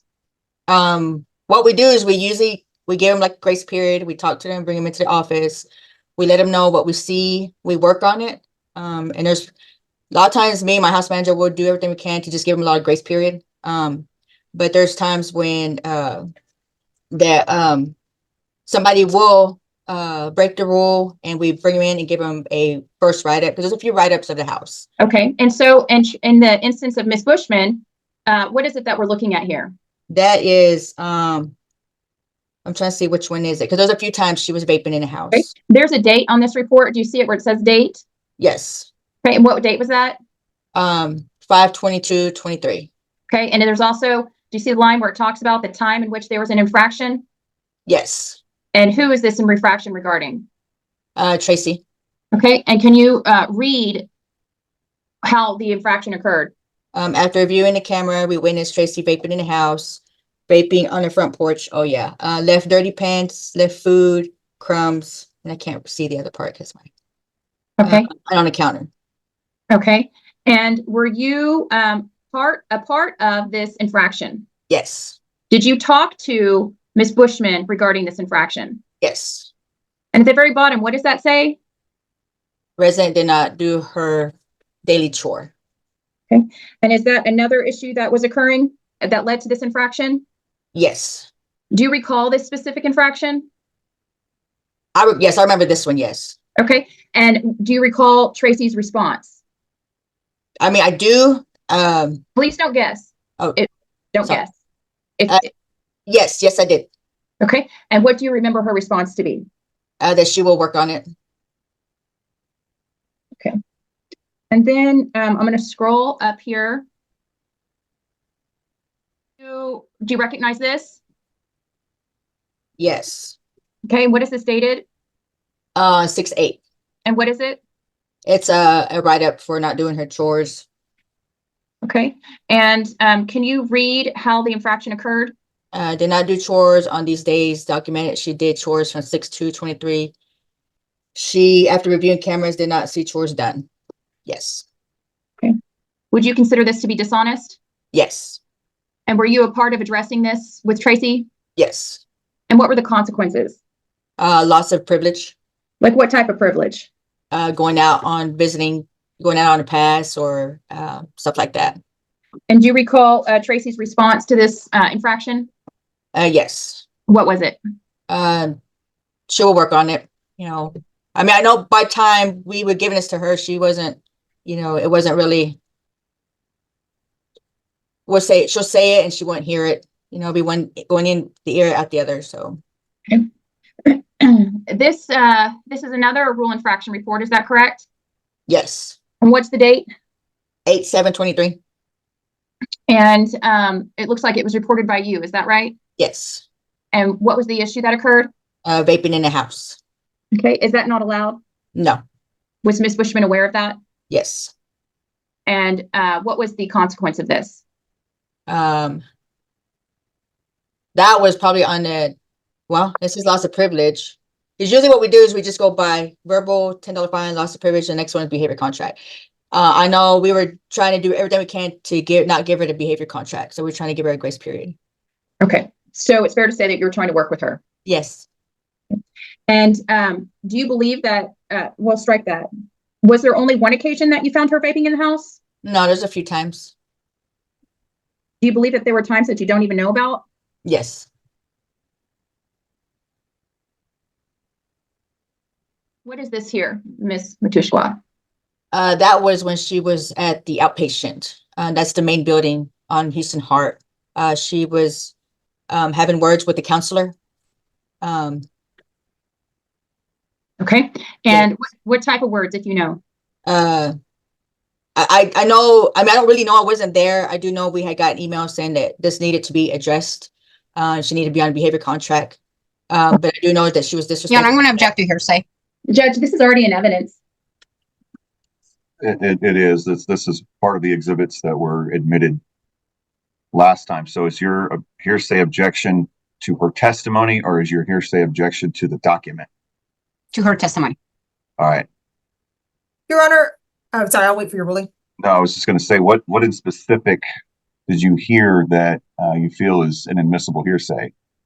She's repeating what a third party told her. Ms. Swallow, I can rephrase, Judge. I can just have her read that line. let's have her rephrase and read from the document since it's in evidence, and I'll sustain that objection. Your Honor, I would also like to object to relevance. The dates on these are prior to the previous monitored return. And I'm not sure how any of this is relevant to the current request for monitored return. We're getting there, Judge. All right. If there's, I was kind of thinking the same thing. You know, we're looking at some things that have happened before some significant progress was made. So if you could get there quickly, I would appreciate it. Not a problem, Judge. May I proceed? Yes, ma'am, you may. And that Ms. Price's objection is overruled just for sake of the record, but I do want to get there quick. Ms. Matushwa, can you read this line here? Using profanity at your outpatient counselor. Okay. And what does it say here? Interaction with all ADEC staff, 0 profanity, and 100% respect all times. And it's signed by Tracy. who? Tracy, and it's signed by me and Gina, my house manager. And normally these, if I'm understanding correctly, these contracts are not created unless they have been warned previously. Yes. Okay. And if she were to continue to violate this, what would be the consequence? Asked to leave their property and banned off the property. Okay. Is that expulsion? Yes. Okay. And then what is this here, Ms. Matushwa? Okay, so when she came into the home with the behavior contract of the profanity, she had been good for a while, you know, and so we gave her this behavior contract because of the other stuff that was going on in the house. Okay, and so what exactly is this behavior agreement? It was keeping up with the house, her chores, taking care of the kids. There was things that the kids were still wearing the same clothes, they smelled. Sometimes me and my house manager will bathe them, picking up after herself in the room. I know during this time she hadn't been on her medication and she started her medication, but it was just mainly picking up in her room, taking care of the babies. Okay, Ms. Matushwa, in regards to bathing and taking care of the babies, how often would you have to step in to help her? Well, some of the ladies at the house will step in to help her. How often would that have to happen? I mean, just a few times. I know a few nights I had helped Tracy just because the babies needed to be bathed. And they smelled. That was the thing. That's what me and my house manager were talking about, is they smelled. What did they smell like? I don't know, just dirty. Okay. And do you believe that Tracy understood that the children needed to be bathed? Yes. Okay. Yes. Was she appreciative that you bathed her children? She was. Yes, she was. Mm-hmm. Okay. What about changing their clothes? We just real nicely reminded Tracy to like change her clothes. Sometimes me and my house manager we didn't say much to her because we didn't want to, the way we looked at it, she was very fragile, just getting the kids and there was a lot of stress and stuff like that. So we was just trying to help her through it. What do you believe is this behavior modification ensures? What is the point of this behavior modification agreement? It was to help her get back in what she needs to be doing, as in taking care of responsibilities of the house, taking care of the babies, taking care of herself. It just kind of pushed her to help her. Were you ever concerned for the welfare of these children and her care? Yes. Why? Because they weren't properly being taken care of. Hold on one second. Could you give an example? There's times when we come in and the babies will still have the same clothes on. There'll be food on the clothes, and stuff like that. When I go to the room,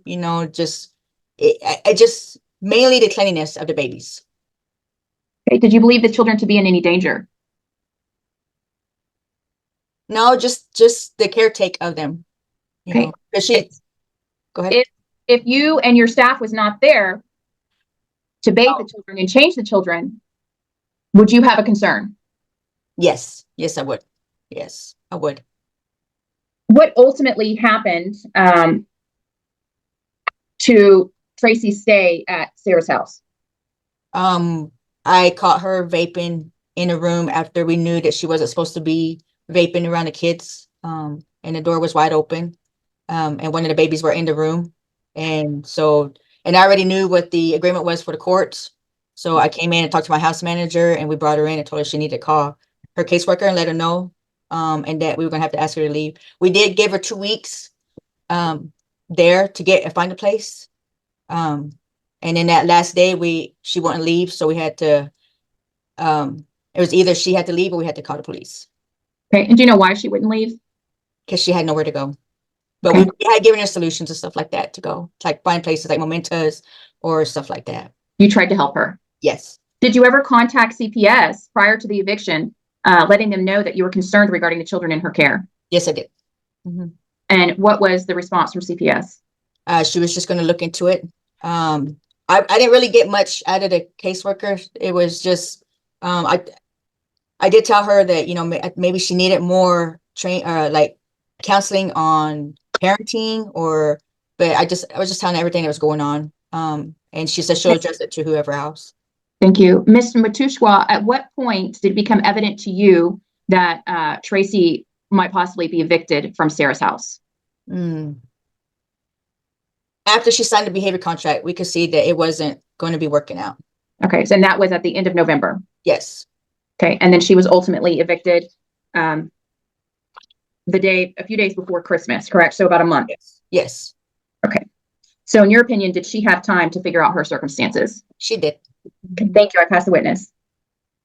Ms. Price? Thank you, Your Honor. Ms. Matushwa, my name is Kelly Price. I'm the attorney for the department. Do you know, or when was the last time you interacted with Ms. Bushman? I actually went to her apartment. She had just got an apartment. We had taken some stuff to her apartment. Yeah, because she has some belongings here. Okay. Yeah. When was that? Probably about a couple months ago. I don't really know when. I'm sorry, you said a couple months ago? Yeah. Okay. Was that the last time you had seen her? Well, she comes to the house, to Sarah's house, to print out some stuff. Like she'll send me an email to print out stuff for the courts and stuff like that. So I'll let her come to the house. So she comes to the house. And do you have an opinion regarding her continued sobriety? Oh yes, she's doing her meetings. She's working on her recovery. She's still in recovery. Yes. And so you would agree with me that people can still achieve sobriety even if it didn't work out at your facility? Yes. Okay. You had indicated that you had concerns over the children's hygiene. And you had also mentioned that Ms. Bushman had not been on her medication. Yes. Do you know what medication or what she was taking medication for? Her antidepressant. It was an antidepressant. Yes. Would you say that a lack of hygiene and lack of cleanliness is a symptom that you observe in people with depression? Yes. Okay. And you are aware that Ms. Bushman has been involved with Child Protective Services and in the court process, correct? Do you believe that her rights to the twins should be terminated due to the poor hygiene that was exhibited while you observed? Objection, Your Honor, relevant. I think you said that we're just working on the motion right now, not termination. Your Honor, she lived with Ms. Bushman and saw these children in Ms. Bushman's care. I think her opinion as to Ms. Bushman's continued contact with these children is extremely relevant to the court. I think what Ms. Price is looking at is the same thing I'm looking at, which is that's the only other alternative if this motion isn't granted. And so the impetus that's going to tip the scales in one way or another is if there's some reason why Ms. Bushman's rights should be terminated and she should not have the opportunity for a transitional monitor return. Ms. Price, am I putting words in your mouth or is that your argument? No, Your Honor, that's exactly what I was getting to. Overruled. You may continue. Thank you. Ms. Matushka, do you need me to repeat the question? Say it again. Repeat it again. Do you believe that Ms. Bushman's parental rights to the twins should be terminated, that she would no longer legally be their mother based on the poor hygiene that she exhibited during her time at Sarah's house? No. Thank you. Thank you. I appreciate it. I pass the witness, Your Honor. Ms. Savage. Ms. Matusha, well, the children were placed with Ms. Bushman. Did you see that the children were bonded to her? Yes, they were very bonded. They knew who their mom was. That's why it was very hard for us to we tried really hard to just, because we work with the ladies coming to the house and the guys. And we gave them every chance to get that in their mind, the routine and stuff like that. And so when the babies came, yes, they were attached to her.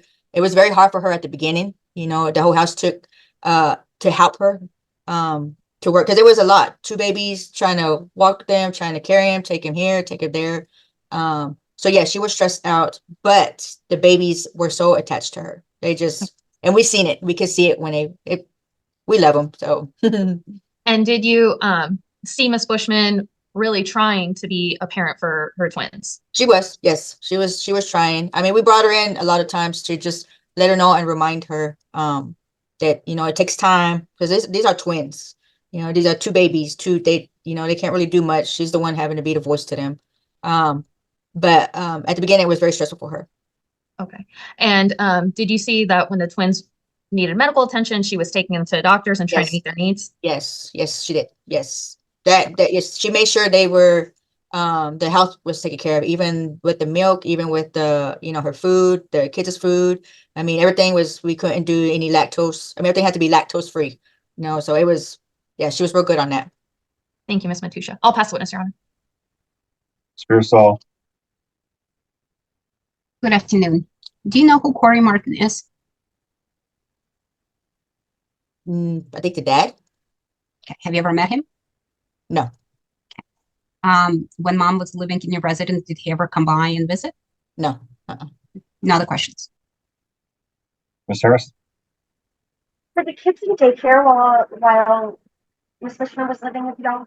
Yes, we got them in daycare. So the plan was to get them in daycare, then she could find work. But when the babies got into daycare, they got hand, foot, and mouth disease, and it took a minute for them to get back healthy and stuff like that. So during the time she was there, did she ever work? She did. Yes, she did. And then when the babies came, she had to let that go, find a different job. It had to be, on the daycare hours times. And we needed it. And so did she work while the children were at daycare? No. I think she got hot. No, that's when the kids got sick. Did she take them anywhere on her own, or was there somebody with her? She was mainly at the house, so we were with her. Or sometimes the ladies at the house.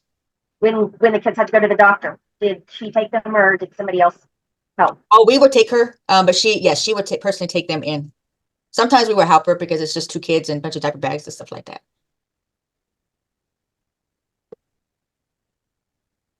No further questions, Judge. Any redirects, Ms. Swallow? Thank you, Judge.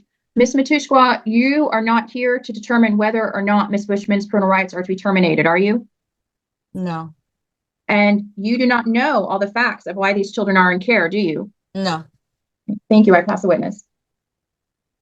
Any recross? No, Your Honor. No, Your Honor. May this witness be excused. Yes. Yes. Yes.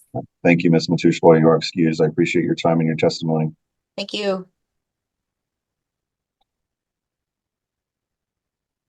All right. Who else do you want to call, Ms. Swallow? Judge, I'd like to call Ms. Powell again very briefly. And I would also like to call Ms. Bushman. Okay. Does anybody else intend to call any of the other witnesses I have in the waiting room as it pertains to the motion for transitional monitored return? Judge, I will also be calling Marissa Baldwin, and it does pertain to the motion for monitored return. Okay. I was going to briefly call Ms. Martinez, the courtesy worker, to just discuss since she had seen Ms. Bushman's home in person. All right, then I'm just going to leave it as it is. And so you said Ms. You wanted to recall Ms. Powell? Yes, Judge. All right, you may go ahead, Ms. Swallow. Thank you. And Judge, just this is solely for the monitor return. I'm not going into the questions on termination at this time. I prefer it that way. Thank you. Ms. Powell, what is Ms. Bushman's current visitation plan? Her current visitation plan with the children, it's twice weekly, virtual. I'm sorry, I'm saying that backwards. She has 2 days virtual visits, Monday, Thursday, and 2 times in person a month. Excuse me. Thank you. Since the last hearing, how many in-person visits has Ms. Bushman had? Unfortunately, for May, we only have 1 in-person visit. Okay. And when was that visit? I believe it was the 22nd. It's that Thursday. Who supervised that visit? I supervised the visit. Is this the second visit you've been able to supervise since the children were returned to her care? Or removed from her care in January? No, I've supervised other visits. Okay. So you picked up the children at daycare? Yes, ma'am. What time? I got there early, so I picked up the children probably at 9:50. Okay. And so they had their full 2-hour visit? Yes, ma'am. Why was there only 1 in-person visit in the month of May? That was due to my scheduling. It wasn't Miss Bushman. It was due to, I have a lot of cases. Okay. Is there not anyone else, Ms. Powell, that could have supervised the second visit? At that time, no, it was a lot going on for the month of May. We couldn't get the visit in before court. And so I did it afterwards, and the children were sick as well. And Miss Powell, could Miss Ferguson, Jennifer Ferguson, she could not have supervised? At that time, I believe she was busy. She provides services for everyone on the unit. Okay. Did you inquire? No. Okay. Was there a virtual visit this past Thursday? Yes, ma'am. Okay. And was it your intent to give Ms. Bushman extra time on that virtual visit? That was not my intent. It went 8 minutes past. Okay. Is that normal to go overtime? No, it's not normal. And typically Ms. Bushman should watch the time. She was instructed to watch the time for the 20 minutes. And that was, the 8 minutes will be deducted from the next visit just to make them even. Okay. Were you paying attention? I stepped away to take a phone call. Okay. So it wasn't being supervised? Objection. I was in front of the camera supervising it, but I had to take a phone call. Ms. Powell. Ms. Powell, and there's an objection. You have to stop talking. What was your objection? Your Honor, relevancy on the motion for monitor return on an 8-minute virtual visit that ran long. Where are we going with this, Ms. Swallow? Judge, it just goes to the point that these visits are supposed to be supervised. It wasn't being supervised. It went over time. And I think it's important that that be known. And Your Honor, I think it goes to whether there's going to be appropriate supervision of the children when they are returned home, if the motion is granted. All right, I'll overrule the objection, but with point taken, so we can probably move on. That's it. That's all I got. Okay. Ms. Price? I have no further questions, Your Honor. Ms. Savage? Nothing from this witness, Your Honor. Spears Hall? No questions. Ms. Harris? No questions. All right, may this witness speak. Well, she's going to stay here. Next witness, Ms. Swallow. I'd like to call Ms. Bushman. Go ahead, Ms. Swallow. All right. Thank you. Ms. Bushman, when's the last time you communicated with Corey Martin? I believe it was right before I got kicked out of Sarah's house. Do you have Facebook, Ms. Bushman? I'm sorry, I didn't hear your answer. I'm sorry. Your Honor, her connection doesn't seem the most stable. Can she have permission to turn off her camera? Yes, you may. Stop your video, Ms. Bushman, from your end, and we'll just hear your audio. Thank you. Ms. Bushman, can you see the screen? Yes. Ms. Swallow, I didn't get an answer to the last question. Oh, Ms. Bushman, do you have Facebook? Yes, I do. That was a yes, correct, ma'am? Yes. And do you recognize this photo here? Yes. And who is in this photo? Me and Corey. Okay. And what is the date that this profile picture was updated? December 6th. Is this your account? Yes. Okay. And your testimony is that you were not in communication, or you were in communication with Mr. Martin at that time? At that time I wasn't kicked out until the 15th, I believe, was like when so we had okay. Thank you, Ms. Bushman. Thank you. In regards to your relationship with Mr. Martin, were you under the impression that it was in the children's best interest for you to continue a relationship with Mr. Martin? No. Did you hear the question? Yes, I said no. I'm sorry. Okay. However, you still changed your profile picture to reflect the understanding that you and Mr. Martin were in a relationship, correct? Yes, but can I explain it? Okay. No, your attorney can clean that up later if she wants. Ms. Martin, how long have you and Mr. Martin been in a relationship? Either dating or not dating? It'd be Miss Bushman, but me and Corey have known each other since my oldest was 2 years old, so like 20 years. And when did you start seeing him romantically? It's been on and off for like 20 years. Okay. And do you have any other children with him? Yes. And where are those children? Adopted. Okay. And so was there a prior CPS case regarding those children?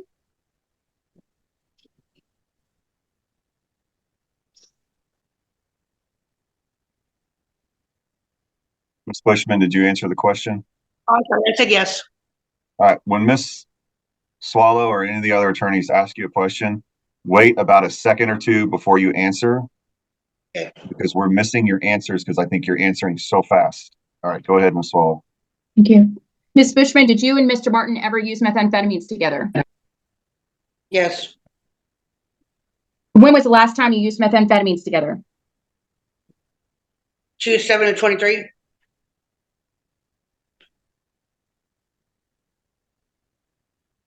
When did you find out you were pregnant with the twins?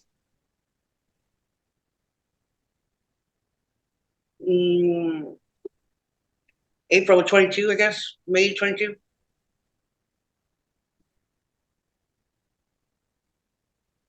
And is it your testimony that you've been using methamphetamines together since you met about 20 years ago? No. Did you start using methamphetamines more than 10 years ago? Yes. Who were you with the first time you used meth? I don't know, not Corey. I'm sorry, you don't remember? Yeah, I don't remember. How long ago did you start using meth?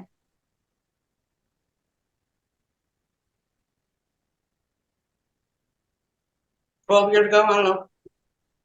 I'm not sure. You said 12 years ago, you don't know? Yeah. Was the case in which you're talking about your other child with Mr. Martin, what's that child's name? James. James what?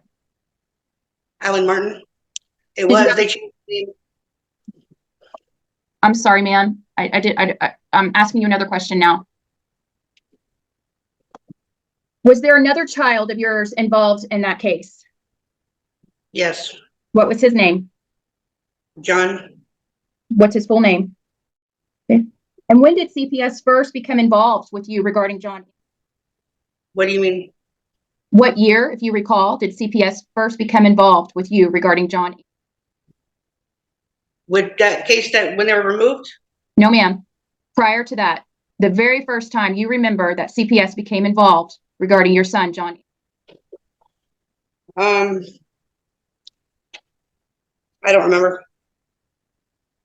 Was how old was Johnny? Parental rights were terminated. 13. Was John an infant? Do you recall when CPS first got involved? Possibly. It's a yes or no question, Ms. Bushman. I don't remember. Okay. Who is John's father? Anthony Garcia. Okay.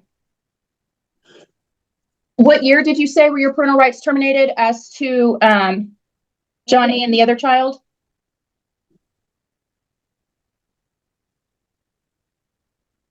Maybe 2017. Do you remember why CPS became involved? John was having issues holding his bowel at school, and the nurse called. Okay, that case was closed though, wasn't it? Okay, what? No, that's initially why they got involved. The case that ultimately led to the termination of your parental rights regarding John and child James.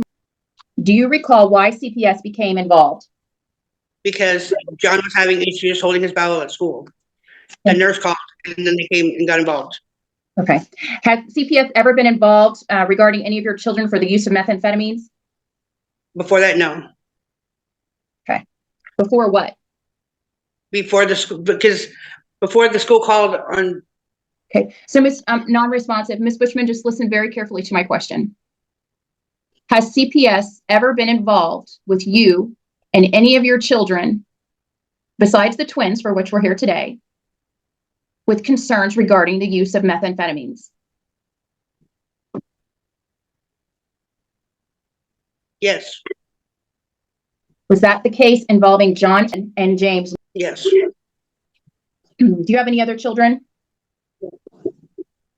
I'm sorry, I didn't hear you. I do not. Do you know if Mr. Martin is still using methamphetamines? I have no idea what he's doing. Are you interested in continuing a relationship with Mr. Martin if CPS was not involved?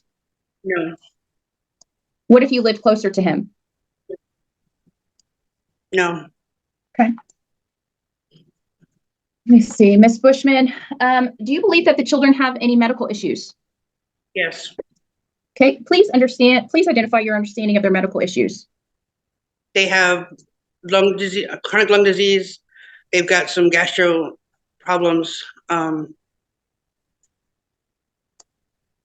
Slightly less immune system, I guess. Yeah, I don't know. Did you just say you don't know? I don't know anything else. Okay. The reflux. Okay. Okay, I'm sorry. If you could just, you said chronic lung disease, gastro problems, and lactose intolerance? Yes or no?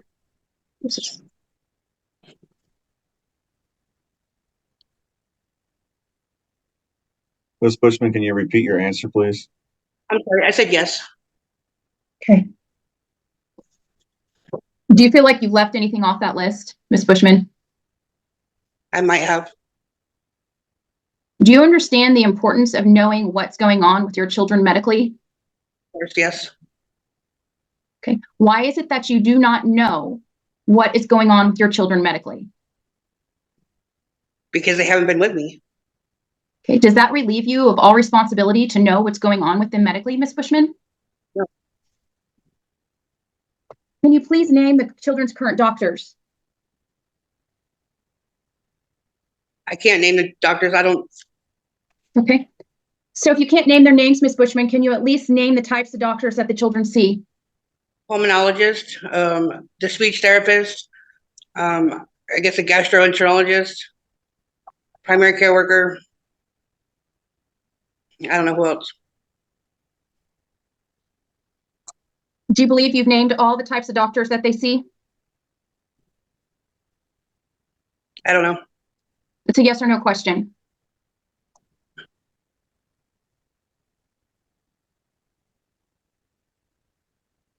Can you repeat your answer, Ms. Bushman?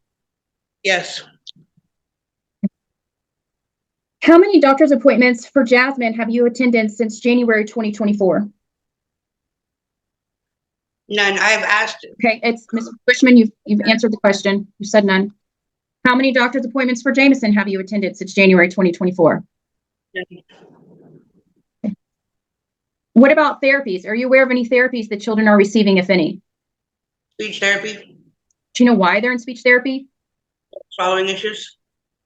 Okay, so when you gave the list of their issues, you didn't mention the swallowing issues. Are you now including that in your list? Yes, What is your understanding of what's going on with their swallowing issues?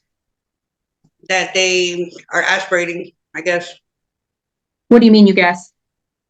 because the doctor that I took them to here said that they weren't aspirating. The doctor that they took them to over there, it says that they are. So, Okay, did you ever consult with any of the children's doctors that they were seeing while in the care of the Fords? how can I do that? I don't. They don't even inform me of what's going to the doctor. Ma'am, that wasn't my question. Non-responsive.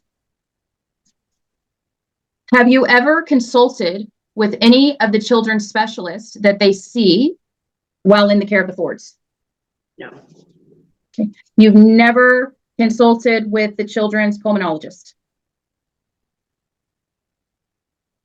No. Only no. You think it's important for them to see a pulmonologist? I'm sorry, go ahead. Yes, Why? because they have lung issues, What type of lung issues? chronic lung disease. What does that mean to you, Ms. Bushman? That they have lung issues. They have their lung tissue isn't as good as it's supposed to be. I don't really know. Okay, why don't you know, Ms. Bushman? I'm not a medical professional. Do you believe you have to be a medical professional to be a parent with children who have diagnoses? No. Objection, Your Honor. The question she answered is to define chronic lung disease. I believe knowledge of to be a medical professional to qualify that answer that Ms. Swallow asked her is prevalent knowledge. Judge, she should at least know something about what that means besides just using 3 words, chronic lung disease. These are her children. She testified that it's her understanding that their lung tissue isn't where it should be. All right. Do you have a legal objection, Ms. Savage?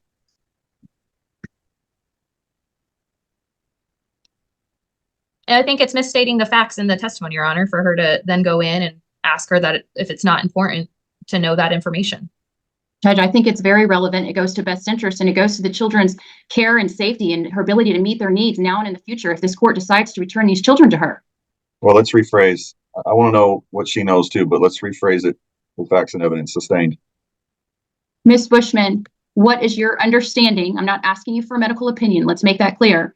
What is your understanding of the diagnoses of chronic lung disease? That their lungs aren't up to par to what they would be if they didn't have chronic lung disease. I don't really know how to answer this question. Okay, that's okay. Let me see. Ms. Bushman, I am going to show you these. I don't know if you can see the screen. These have already been admitted into evidence. They are Interveners Exhibit 14. These are therapy notes from February 2024. I'm going to, do you see what I have highlighted here? Yes. What does that say, Ms. Bushman? Vaping because the kids had chronic lung disease. The kid's attorney was saying because I smoked and didn't get prenatal care was the reason, and it isn't. They can regrow healthy tissue. Can you explain to me what you mean by they can regrow healthy tissue? So researching it, it shows that they can regrow healthy tissue, that the damaged tissue, because my therapist was asking me if they would be able to like overcome it. So I was telling her that from what I understood by researching it, that they can regrow healthy tissue, but it's not something that they'll ever like grow out of, but they can get a little better. Okay. Did you talk to a doctor about that? No, ma'am. I was just looking stuff on the internet. Thank you. I'm sorry, I didn't get that. You were just what? I was just looking stuff on the internet, trying to figure out to learn more about chronic lung disease and the effects on, on what can happen like as they get older, if it could like get better. Ms. Bushman, did you use illegal substances while pregnant with the twins? Yes, not as often as I was before. Ms. Bushman, it's a yes or no question. Are you aware of whether or not your children tested positive for methamphetamines at birth? And was that in urine? I'm sorry, I didn't get that answer. They did.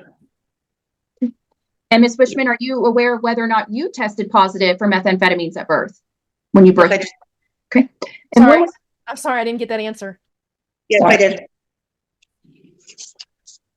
Ms. Bushman, when was the last time you used prior to delivery of the twins? I do not know. Was it the day before? I think it was like a couple days before. Okay. And how often did you use during your pregnancy?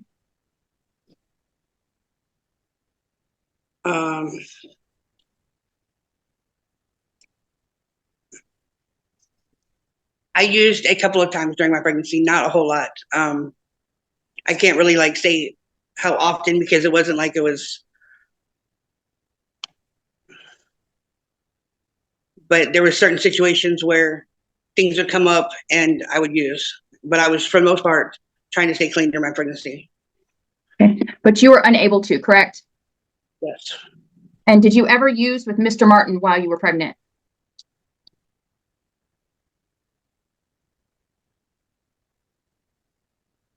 Yes. And Your Honor, I'm going to object as to the relevance. All of this is a time frame that led to the removal. That is the reason we're here, and part of the process is that we are going to try to make it safe for the children to return. So this is all stuff that we know. This is the whole reason we've been here. I'm going to object as to the relevance as to granting of a monitored return at this juncture.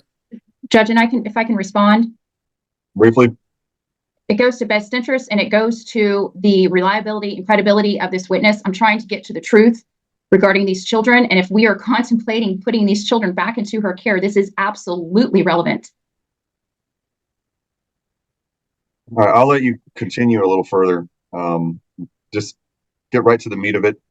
I'll overrule the objection in that regard. But you know, we've been at it since, well, it's been 3 hours, over 3 hours now. We're gonna have to take a break at some point, but I would rather get close to wrapping up all the evidence on the motion for transitional monitored return. I don't want to go into the afternoon with that, so I'll allow you to continue at this point. Ms. Bushman, are you receiving any sort of treatment at this time for your diabetes? I don't have diabetes. Okay, so if the medical records indicate otherwise, you would say that that's not true? I had gestational diabetes when I was pregnant, but I don't have diabetes now. Okay, so you did not have pre-gestational diabetes. That's your testimony? And have you been to a doctor since you delivered the children to assess whether or not you do or do not have diabetes? Objection, Your Honor, to relevancy as to the mother's medical appointments and diabetes issue, unless they can, you know, make this a point that somehow prevents her from caring for the kids, which none of the testimony to this point has established. I don't see the relevance. Judge, the relevance is that if this woman does in fact have diabetes, which the medical records indicate, and she's not receiving any type of treatment or insulin, that could greatly affect her ability to take care of these children. Why don't you rephrase and ask her if it has to this point? I'll sustain that objection. Ms. Bushman, do you believe that if you have diabetes, it has had any effect on your ability to care for these kids? No. Do you know if Jasmine has any upcoming medical appointments? I have not been informed of anything, no. Have you ever been informed that the children have medical appointments?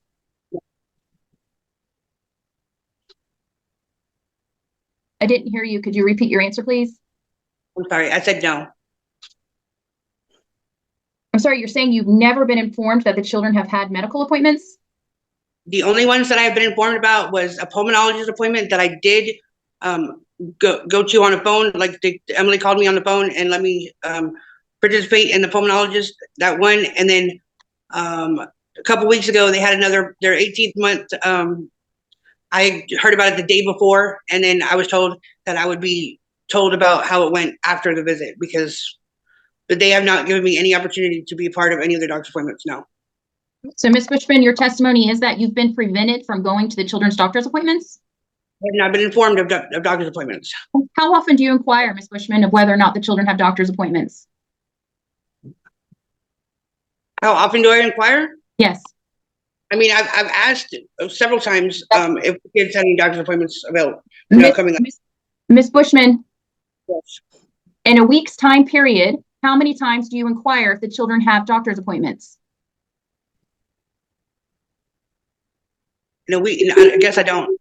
Okay, and do you understand the children to have any ongoing care with any doctor at this time? I'm sure they do.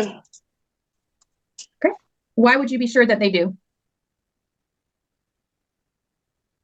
Because they always, I mean, you always have to take them to the doctor with their kids. Like, I just think that I don't get informed on when they have doctor's appointments. Okay, but you could ask, right, Miss Bushman? Okay. It's a yes or no answer. Yes, I could ask, yes. Okay.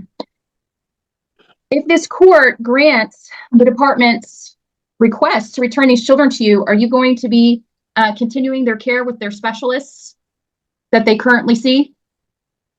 Not the ones that they currently see, no, but I will find them specialists here in San Angelo. Have you researched to see if those specialists exist?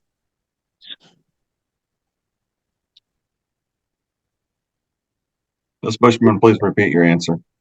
Sorry, I said yes. Have you done that yet? They were seeing a speech therapist here. Ms. Bushman, I asked if you've done that yet. It's a yes or no question. Yes, ma'am. Okay, so you've identified a pulmonologist that they can see? I have not, but I do know that there's an office over here. Ms. Bushman, have you identified a developmental specialist that they can see? No. Have you identified a speech therapist that they can see? Yes. Ms. Bushman, were you able to review the children's most recent swallow studies? Yes. And what's on your understanding of those swallow studies? That they are still aspirating. Okay. And what are your thoughts on that?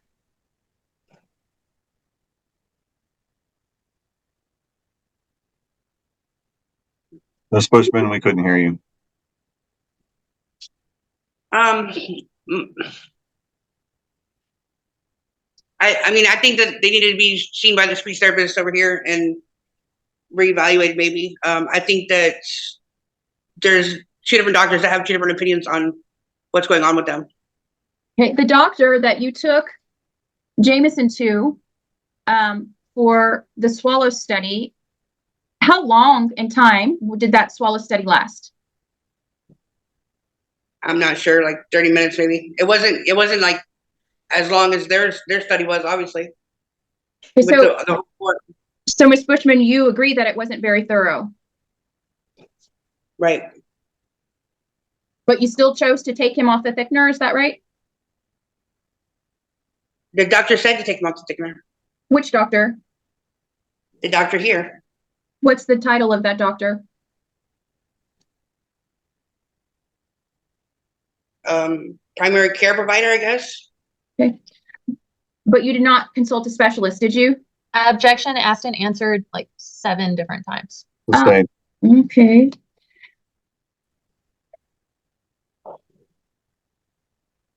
Ms. Bushman, why are you allegedly maintaining sobriety at this time? Say why? Why? Because I want to live a sober life and have my babies with me. Okay, and are you attending NA right now? Yes. What step are you on?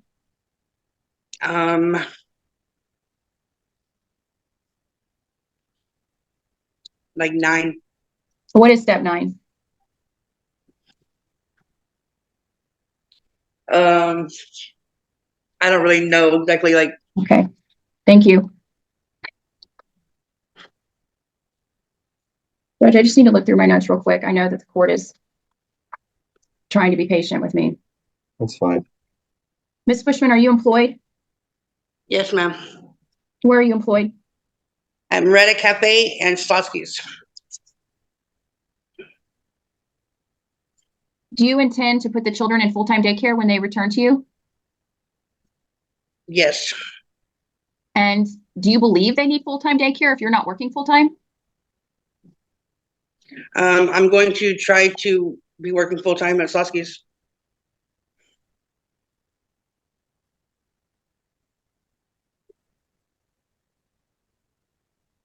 The budget that you provided and the testimony of Ms. Powell at the first day of this hearing indicated that you pulled in $720 for your food stamps. Is that right? When the kids are with me. Okay, so what are you actually receiving? Right now I have $291. Have you reported to the food stamp office that the kids live with you? Right now, no. When they were living with me before, that's what I was getting. Okay, and as far as your application for your current housing, did you list the children as living with you? So ONA had given me a letter saying that they were going to be reunified with me for housing. But I mean, I think that was before I even got them back. Before Okay. Non-responsive, Ms. Bushman, I'm asking you a very specific question. Did you list the children as being with you as residents of the home for your application for housing? Yes. But they do not live with you, do they? No. And they have never lived in that apartment, have they? No. Do you know the consequences of falsifying your application for housing? It wasn't falsifying because relevancy. Judge, I think this goes to the stability of her housing. If this court is contemplating returning these children, I think this is important information. And she testified that she was given a letter by Ms. Powell stating the goal was reunification. We don't have that letter. I'll overrule it. I want to hear it. Let's just get through it. You can answer the question, Ms. Bushman. I'm sorry, can you repeat it? Do you know the consequences of falsifying the information on your application for housing? I don't think it qualifies as falsifying because I did let them know. Ms. Bushman, non-responsive. I asked if you knew the consequences of falsifying the information on a housing application. You either do or you don't know. Yeah. I'm sorry, I didn't get the answer. No.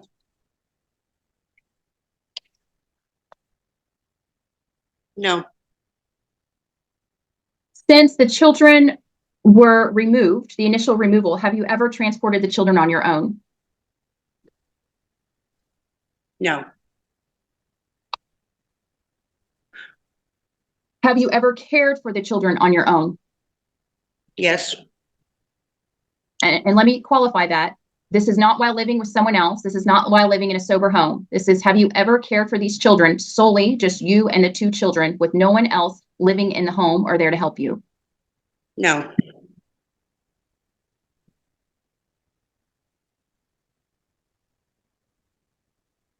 No. Did you hear me? I'm sorry. No. Yes, thank you. Ms. Bushman, do you have any criminal history? No. So if the documents in this case stated otherwise, they would be wrong? Pretty sure, yeah. Okay.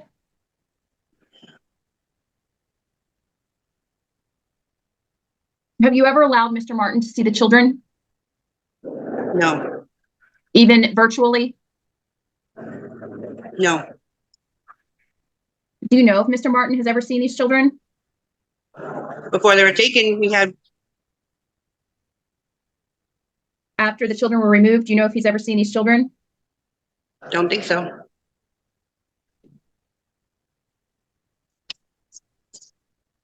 I'm almost there, Judge. I'm trying to skip. I'm skipping around. Do you, Ms. Bushman, do you still smoke? I vape. I vape a little bit. I'm trying to quit. Okay. And do you vape inside? No. So every time you vape, you are outside? Yes.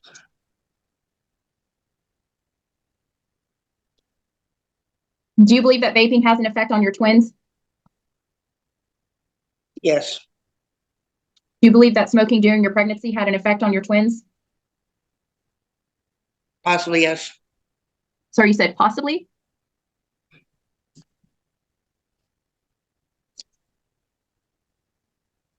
Ms. Bushman, I'm going to ask you again. It's a yes or no question. Do you believe that smoking during... I said yes, I'm sorry. Okay.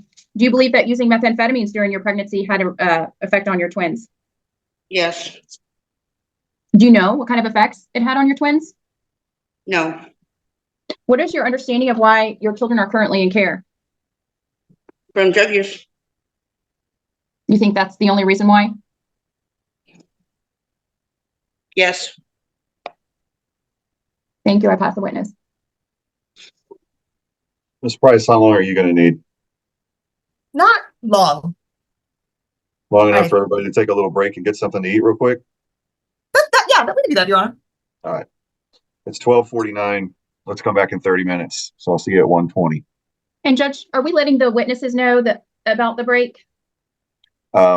If you want to, I don't want to bring them all back in, but if you want to reach out to your witnesses, if everybody wants to reach out to anybody that's in the waiting room, let them know that we're taking a short break so they can get a break too. I think I can broadcast to the waiting room. So I'll try that too. Okay. See you in 30. Thank you, Judge. Where is Miss Bushman? Let me ask her to rejoin. I know she had said, I think she got disconnected. When we took our recess, Miss Price was going to take over questioning Miss Bushman for the department. And I want to make sure the parties understand that we don't have a whole lot of time left, so please use it wisely. All right, Miss Price. Thank you, Your Honor. Ms. Bushman, I'm going to ask that when I finish my question, that you take like a little breath before you answer, so that way we can actually hear your answer and we're not talking at the same time. Can you do that for me? Yes, ma'am. Perfect. Ms. Bushman. Just if her connection is better, can she turn her video back on? I don't know if it is any better. Miss Bushman, did you do anything to change your connection? I did not know. All right, well, let's try to turn on the video, see how it works. Miss Bushman, can you start your video? Yes, sir. I was trying to start it. Here we go. Okay. Right, Okay, can you hear me Price. okay? Oh, thank you, Judge. Yes. Ms. Bushman, can you hear me okay? Yes, ma'am. Okay. Ms. Bushman, you and I spoke before, is that correct? Yes, ma'am. I met with you and your attorney before we had the prior hearing, is that correct? Yes, ma'am. In that meeting, oh, I'm sorry, I'm getting a echo on my end. Is it echoing for everyone else? Yeah, I there see was the a court slight- recorder saying yes. I don't know what I've done. Hopefully it stopped. It stopped for me at least. Ms. Bushman, in that meeting, I talked to you about the fact that today was going to be difficult. Is that correct? Yes, ma'am. Would you agree that today has been difficult? Yes. Because we're low on time, I'm going to try to go in order from the beginning. Is that okay? Yes. Let's talk about your pregnancy with the twins. And I guess I could go even further beginning, but I'm going to start with your pregnancy with the twins. You had testified that you had gestational diabetes. Is that correct? Yes, ma'am. And would you agree with me that you did not get the best prenatal care to address the fact that you had gestational diabetes? Yes, ma'am. Are you aware that gestational diabetes can lead to children being premature? Yes, ma'am. And if I ask you if you're aware of any of these things, if you're not, it's completely fine if you say, no, I was not aware of that. Fair? Fair, yes. Okay. You also testified that you used methamphetamine at least a handful of times during your pregnancy. Is that fair? Yes, ma'am. And would you agree with me that that is definitely not healthy for a pregnancy? Yes, ma'am. You also smoked cigarettes, tobacco during your pregnancy. Is that correct? Yes, ma'am. And now I was born in 81, and so my mother might disagree, but we also know now that that is also not healthy for a pregnancy. Is that correct? Yes, ma'am. The twins were in fact born premature. Is that right? Yes, ma'am. And they did in fact test positive for methamphetamine at birth? Yes. As did you? Yes, ma'am. And then one other thing to put on the record regarding the pregnancy, Ms. Bushman, and again, I did say we would talk about uncomfortable topics. Is that correct? Yes, ma'am. Has a doctor ever talked to you about or diagnosed you with obesity? Yes, ma'am. And were you at the same or similar weight during your pregnancy? Yes. And to your knowledge, can that also have a negative impact on a pregnancy? Yes, ma'am. Can just a twin pregnancy by itself also cause issues of possible premature birth, low birth weight, etc., if you know? Yes, ma'am. So it was probably pretty important with all of those things going on that you probably should have been better about your prenatal care. Is that fair? Yes, ma'am. Do you regret not having taken better steps to have that prenatal care during your pregnancy? Yes, ma'am. What are some of the things that you've, well, let me ask you why. Why do you regret it? What are the things that you felt and that lead you to say, I wish I would have done it differently? Well, in my defense, the doctor had, like, she wanted me to see a different doctor way on the other side of town, and I didn't have the transportation to get there. That's the main cause of me not being able to make my prenatal visits like I should have been. I expressed to her that I was going to have issues being able to get to the doctor's appointments if she transferred me over there, and she still did it. So it was hard for me to get over to that other doctor. So there were some barriers to you accessing that prenatal care. Is that what you're telling me? Yes, ma'am.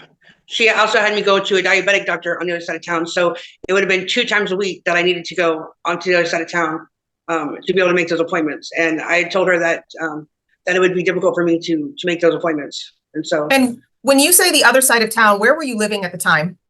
In San Antonio. And what part of San Antonio? Like the outskirts of San Antonio on like the northwest side. And when you say outskirts, are you talking like Castroville area or? Right on the Medina County, Bexar County line. Okay. And the specialists that your doctor was trying to send you to were on what part of town? By the medical center, by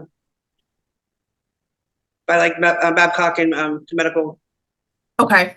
And you said you did not have transportation. Did via the bus route, did that come out to where you were? Yeah, ma'am. Okay, thank you. So while there were barriers, do you still wish you could have made it be different at the time? Yes, ma'am.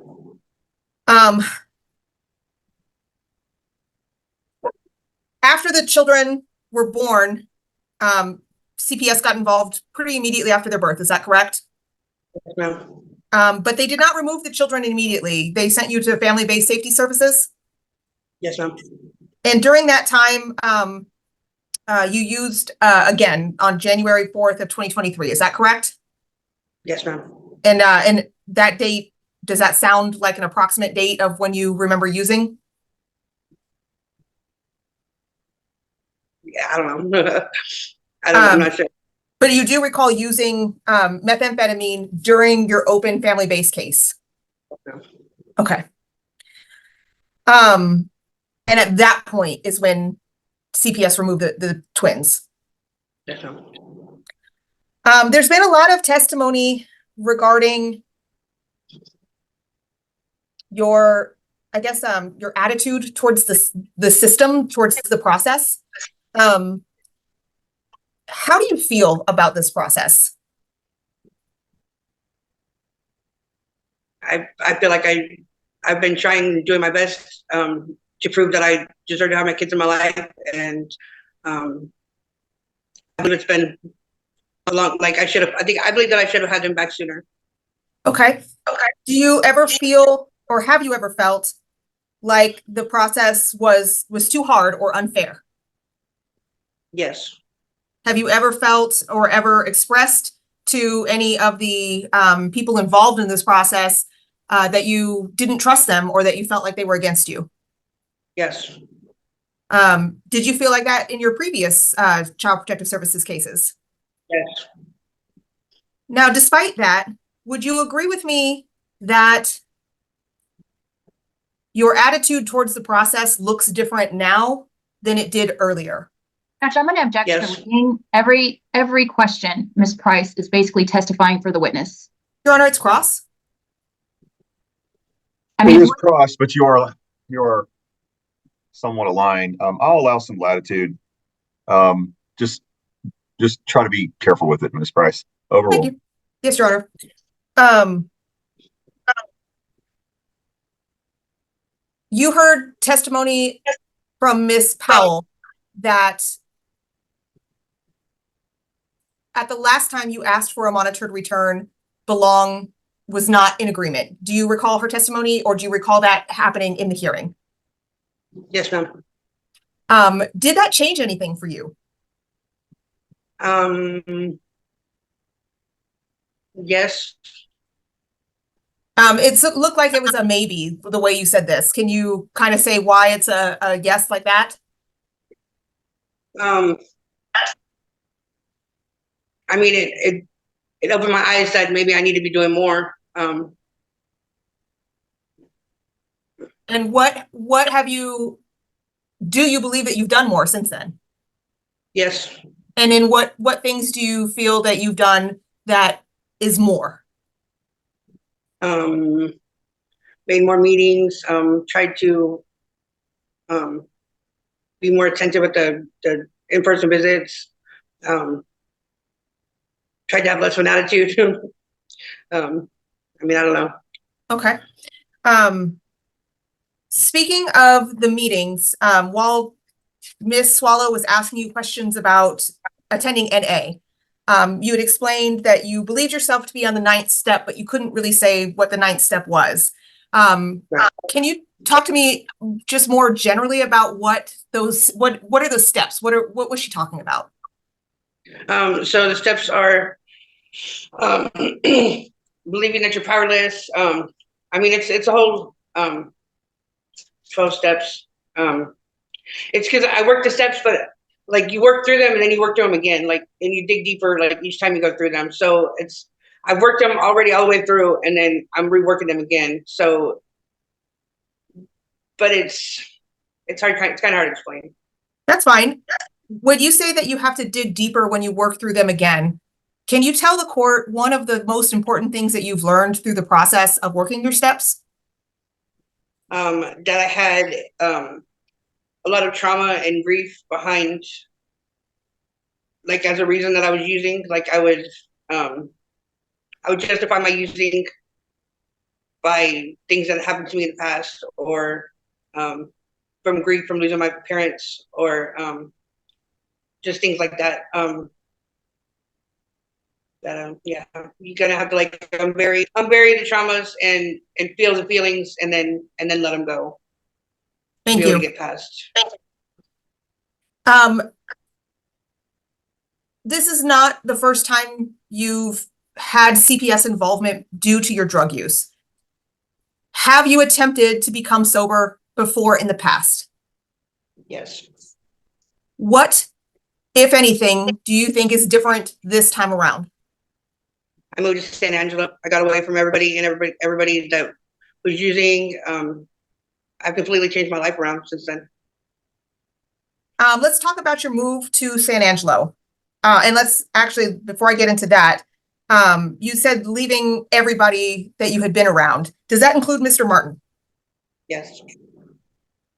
If the judge and he probably will if he grants this, were to order you to have no contact with Mr. Martin by phone, by email, by Facebook, by written letter, by postcard, would you be able to abide by that order? Yes, ma'am.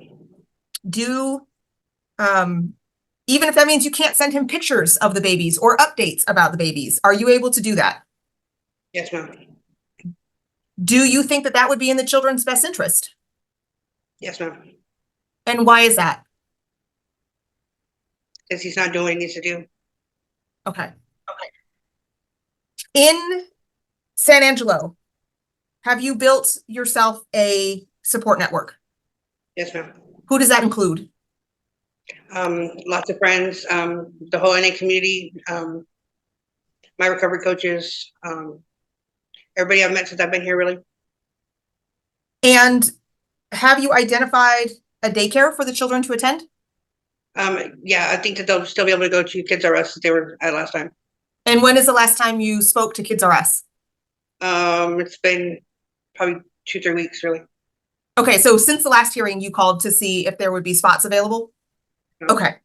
And have you identified a primary care physician for the children? No. And who would that be with? Dr. Riley. And where is Dr. Riley located in relation to where you live? Down the road, just like probably 2-3 minutes away. And do you have sufficient transportation to be able to get to those appointments? No.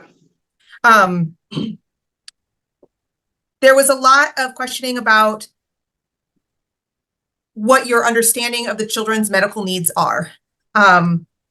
Were you regularly invited to attend their medical appointments?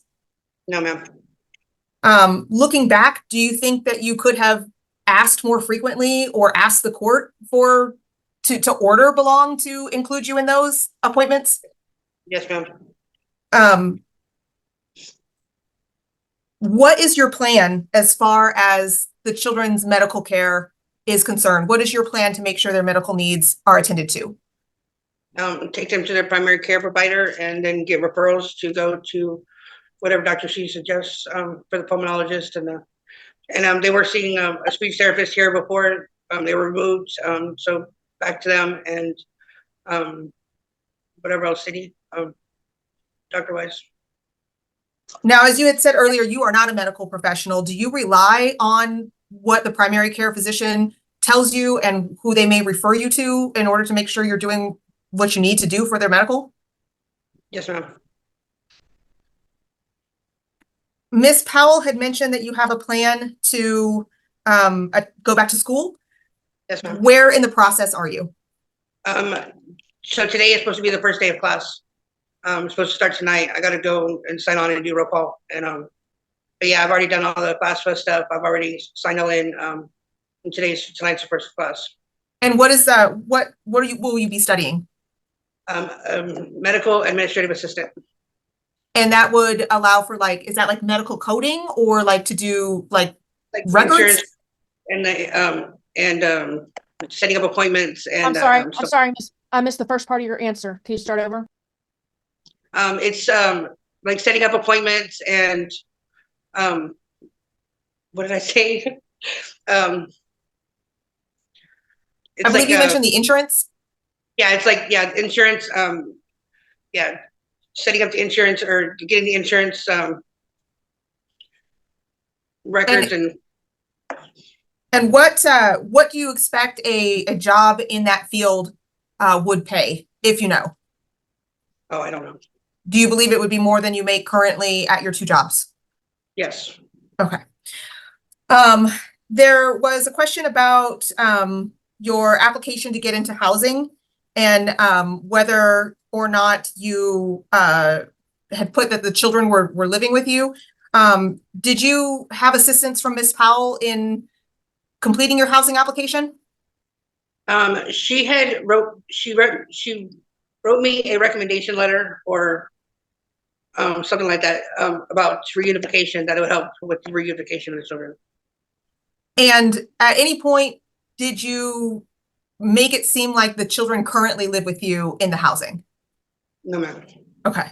The witness from Sarah's house, and I'm going to mess up her last name if I try to say it, Matushwa.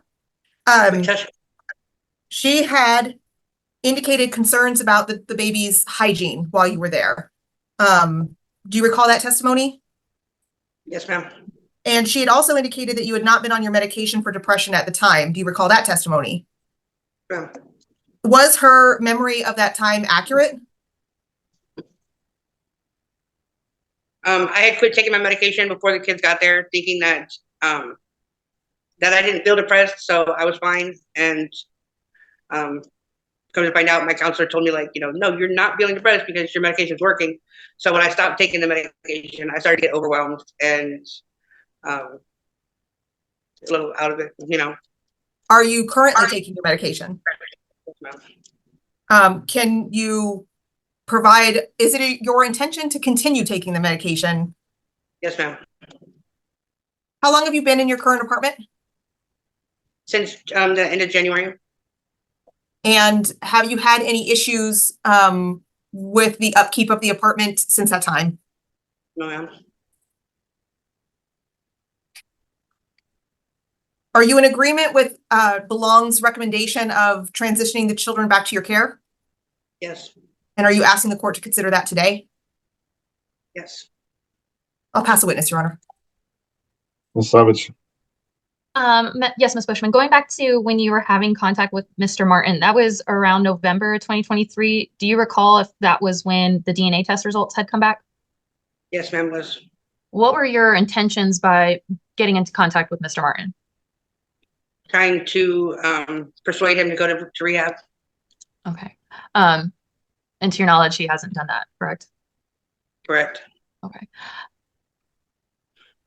And then you were asked about the children's medical appointments. How many times this past few weeks have you reached out to the caseworker to try to get updates on the children's medical appointments? Past few weeks. Mm-hmm. I mean, I haven't really asked about doctor appointments because I don't know why. Okay. And prior to the removal, were you able to have a pretty decent relationship with the Fords? Yes. Has it, since intervention, been difficult to maintain any communication with the Fords? Yes. Okay. I know the last go around you were it was mentioned that you had the option of possibly going to a shelter with the children. Why did you decide to not place the children in a shelter? Because I wanted them to be with people that they were familiar with. I wanted them to feel comfortable and safe in the environment that they were at. Okay. So you made a choice that was detrimental to you, but better for your kids?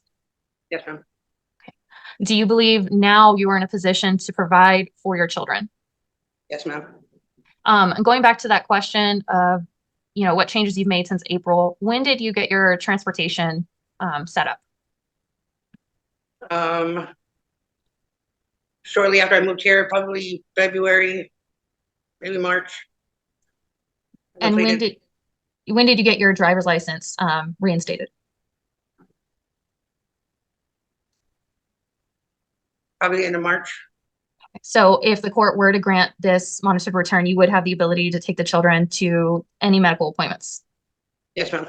Okay. And would you be willing to continue to take them to their current specialists until specialists in your local area can be found? Yes, ma'am. Okay. During the direct examination with Ms. Swallow, you were asked about your criminal history, but there was a 2011 arrest. Is that correct? Yes, ma'am. Can you elaborate to the court about that situation? So it's on paper it says obtaining drugs by fraud, but it was me trying to pick up a prescription for a friend of mine that was fraudulent, and I did not know about it. In court, they dismissed it right away. There was nothing, you know. Okay, so you didn't have any kind of deferred adjudication or probation on that charge? No, nothing. They dismissed it right away. It was like one court date and it was over with. Okay, and that was the last time you were in trouble with the law? Yeah, only time.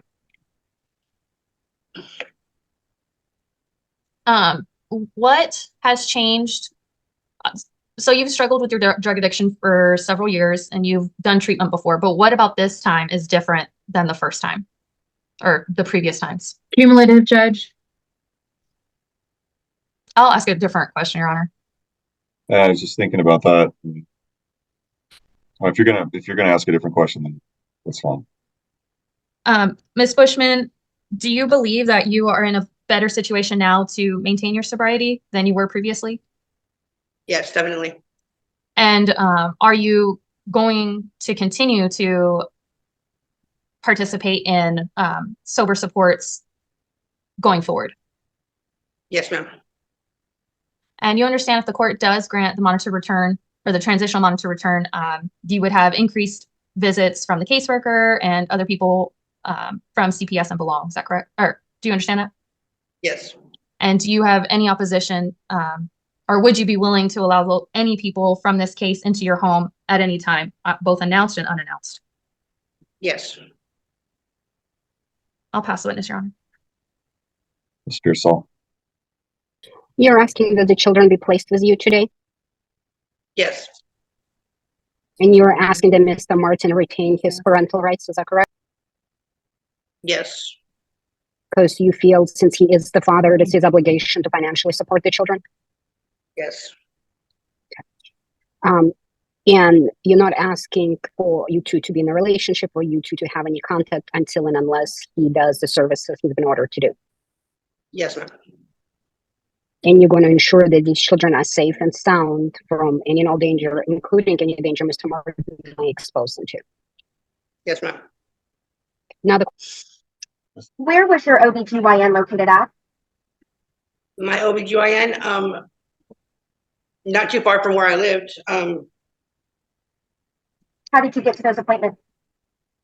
I would take the car or I would get a ride. And how far away was the nearest bus stop? Let me put it this way. How far away were you from Alamo Ranch?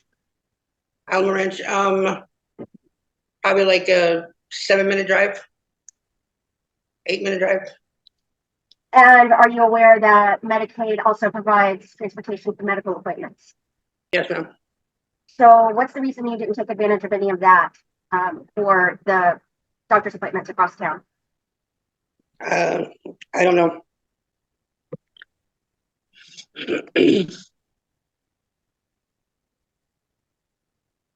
What are some of the activities you plan to do with the kids? Plan to do with the kids? Yes, ma'am. Park, I don't know, hang out with them, love on them. And so what will their daily schedule be like? Probably wake up in the morning, go to daycare, come home, eat dinner, bath time, bedtime. I mean, pretty much what they're doing now. And what will be their schedule when they're not in daycare, when you're home with them? Breakfast, lunch, dinner, hang out. Okay, Go to the park, what time do they usually get up? like 7 in the morning. Okay, and do they have breakfast right away? Wait a little while. How's that schedule go? Wake up, hang out for a little while, have breakfast. About what time do they have breakfast? Like 8, 9. What do they usually have for breakfast? Sausage and eggs, pancakes. Are those things you cook? Yes, And then about when will they have lunch? like 11 o'clock. So they'll have breakfast around 8 or 9 and lunch at 11? And what will they have for lunch? Typical lunch, what would you make for them? Chicken nuggets. Is that it?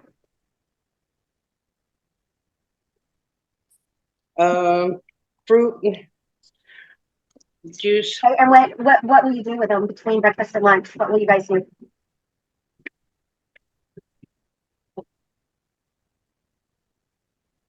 Play games. What kinds of games do they like to play? Puzzles,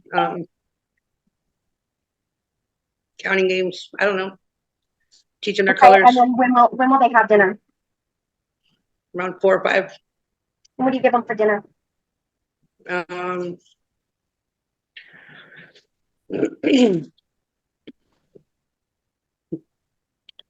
don't know, whatever we want to have for dinner. I mean. And what will you guys do between lunch and dinner time? Play games, hang out, sing songs. What's their bedtime?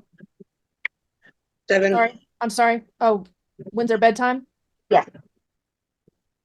7 o'clock. Okay, and what do you do to get them ready for bed? Give them a bath, make their bottles or make their sippy cups, juices, put them in pajamas, read them a book, put them in their cribs. Do they take their sippy cups to bed with them? Yes. And do they take any naps during the day? Yes. When do they take their naps?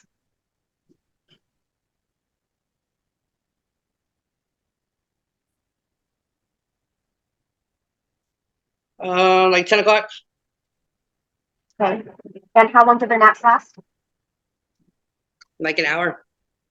Probably not even that long. And do you know what thickener it is that they use in their bottles or sippy cups? I know that they're using a different one than what I have now, but it's that gel mix stuff. And where do you get that? Huh? Where do you get that? You can get it on Amazon. Okay. Is that how you get it? I got it from the boards. The ones that I I'm have. sorry? Okay. I got the ones from the boards. Where will you get it if they're placed with you?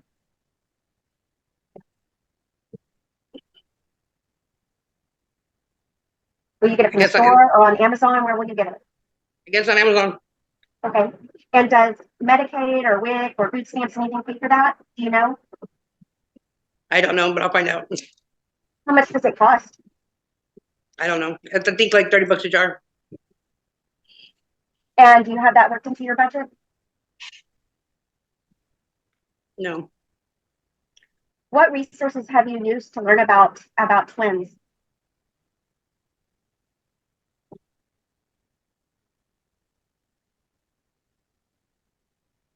I don't know. Do you know what age to start potty training them? When I feel they're ready to be potty trained. When do you think that is? About 2.5, 3. And what at this age do you do for discipline? Redirect them. Tell them no. Okay, so they're almost 2 years old. What are some milestones that you need to be looking for them to meet at the age of 2? I don't know, but I'm sure the early childhood development people will let me know. And you put them both to bed at the same time? Yes. What if one of them will sleep and the other one won't? What do you do? I take the other one that doesn't want to go to sleep and try to soothe them in another room until they want to go to sleep, and then put them to sleep. And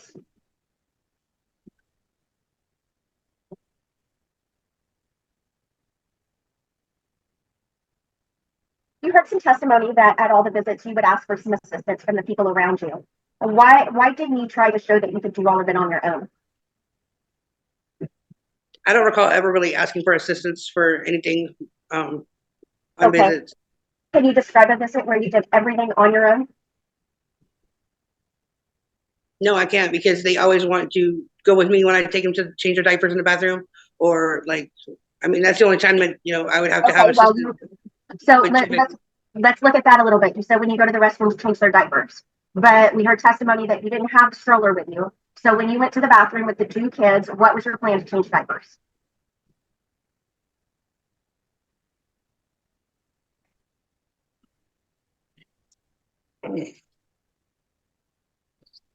If they were with you tomorrow and you were at the store and you needed to run to the bathroom for a diaper change, what would you do?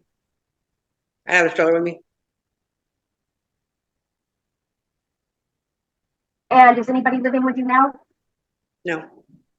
So you won't have anybody to help you with the kids at the home, correct? And what are the hours that you're working currently? Currently, I'm at a cafe from 10 to 2, and I work at Soski's from 5 to 9:30. Okay, and you said that if the kids got placed with you, you would switch to full-time at Schlotzsky's, correct? Yeah, in the And morning. what would those hours be? Probably 8 to 4. And if that's a possibility, and you're asking for your children to be placed with you now, why haven't you already switched to that schedule? Because I'm trying to make as much money as I can before they get here. So your testimony is that you make more money doing 2 part-time jobs than a full-time job at Schlotzsky's? Yes. And so if you're trying to make as much as you can right now, how much have you been able to save? I got $400 saved up. Is there a bus system in San Angelo? Yes. If your car's broken down, how will you get around? My support system and the bus, I guess. When do kids start brushing their teeth? At what age? They're already brushing their teeth. Okay, do you brush it for them or do they brush their own? I don't know. Probably brush it for them And how often? every day. Just once a day? One in the morning and at night.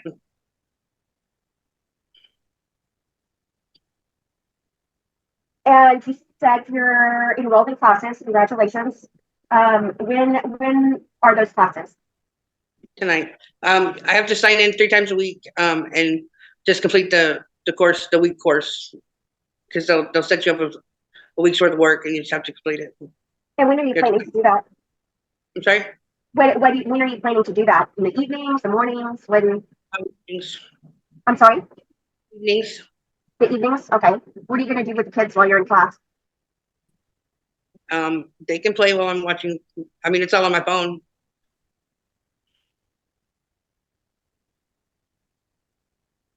If the judge grants a transitional monitored return instead of placing the kids with you today, like you're asking for, what do you think that you need to do before the kids can come home to you full time?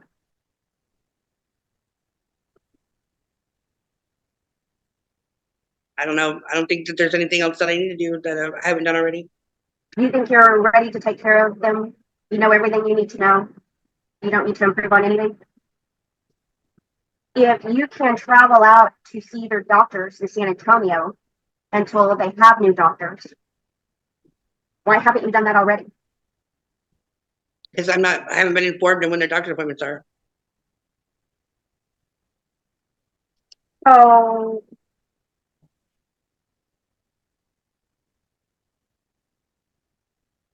are you going to be more proactive with doctor's appointments once they're with you?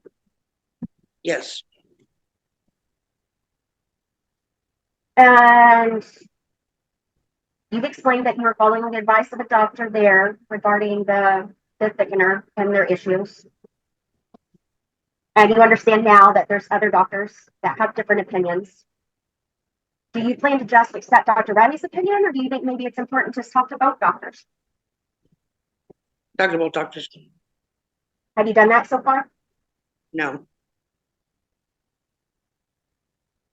And you said that with the chronic lung disease, their lungs aren't up to par, is what you said. So what are the kinds of things that you need to be looking for as warning signs? Shortness of breath or respiratory issues, maybe congestion, all of that. And what do you do if you see any of that? Take them to the doctor. And what are steps you can take to avoid them having issues to begin with?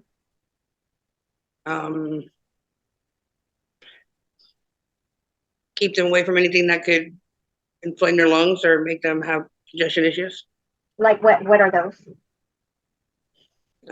Rainy weather, smokers, I mean, germs in general, I guess. And do you know what kind of problems they can suffer from if they continue to aspirate? Yes. What are those? Infections in their lungs. Is that it? As far as I know. Does it cause problems with ear infections? Yes, ma'am. You said that you used a couple times during pregnancy when things would come up. What kinds of things would come up? Just bad times. A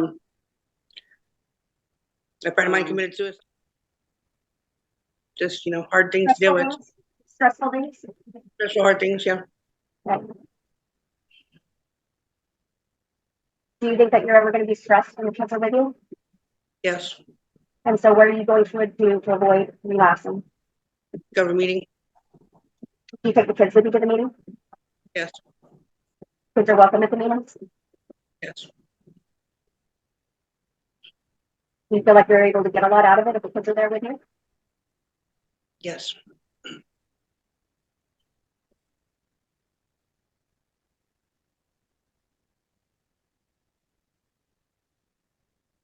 You said you felt like the kids should have been returned to you a long time ago. When did you think they should be returned to you? I don't know, I just feel like that I've been doing everything that I've been asked to do, and I understand that. I understand that. But when did you think they should have been returned? I don't know. I just feel like it's been a long time. I understand. That's enough. Thank you. How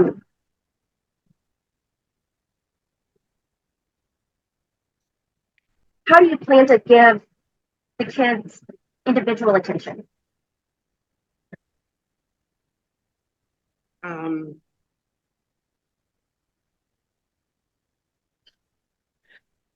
By giving them individual attention, maybe have like a day where I can just take one of them and I don't know. I have friends that can watch one of them while I take individual days with the other one. Or what kinds of toys have you gotten for them that they can share? That they can share? Yes, ma'am. I've gotten, I mean, all the toys they can share. We can share all the toys. And what kinds of toys do you think are age appropriate for them at this time? Learning toys, shapes and blocks and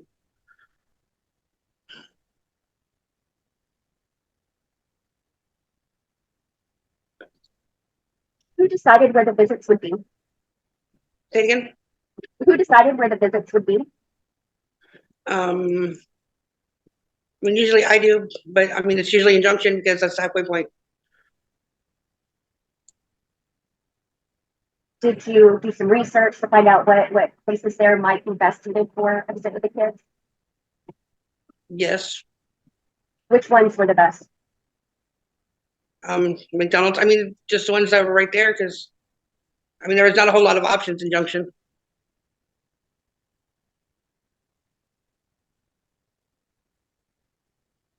If I can have just a second to review my notes, Rush, I think I'm done. I will pass the witness, Your Honor. Thank you, Ms. Fisher.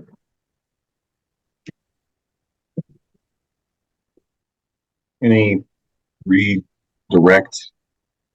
Yes, Judge.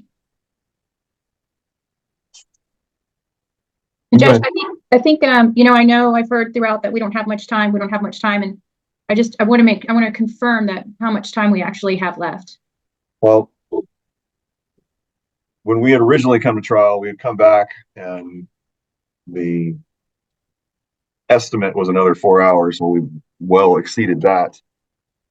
After this morning, I wanted to hear some more evidence on the motion for transitional monitored return because I hadn't heard any specific evidence on things that I consider to be grounds for termination, or even getting us down that road to a certain extent.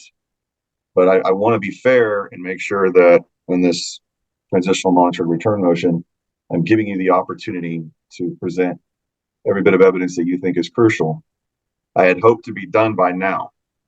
But I feel like if you still have something, or Ms. Harris still has something that you want on the record as far as the transitional monitored return, I want you to get it on the record. How much more time do you think you need? Judge, I want to respect the court. I would like to continue to present my case. And in my opinion, pretty much everything I have is relevant and critical because on behalf of my clients, I do not believe these children are safe with Ms. Bushman. So I want to keep going. And that's the testimony I have. But at the same time, I do not want to be continuing to go forward. You know, if the court doesn't, you know, I understand you want to give us the time. I don't know if a recess would be appropriate at this point, or if I should just keep pushing forward with the risk of irritating the court. You're not going to irritate me.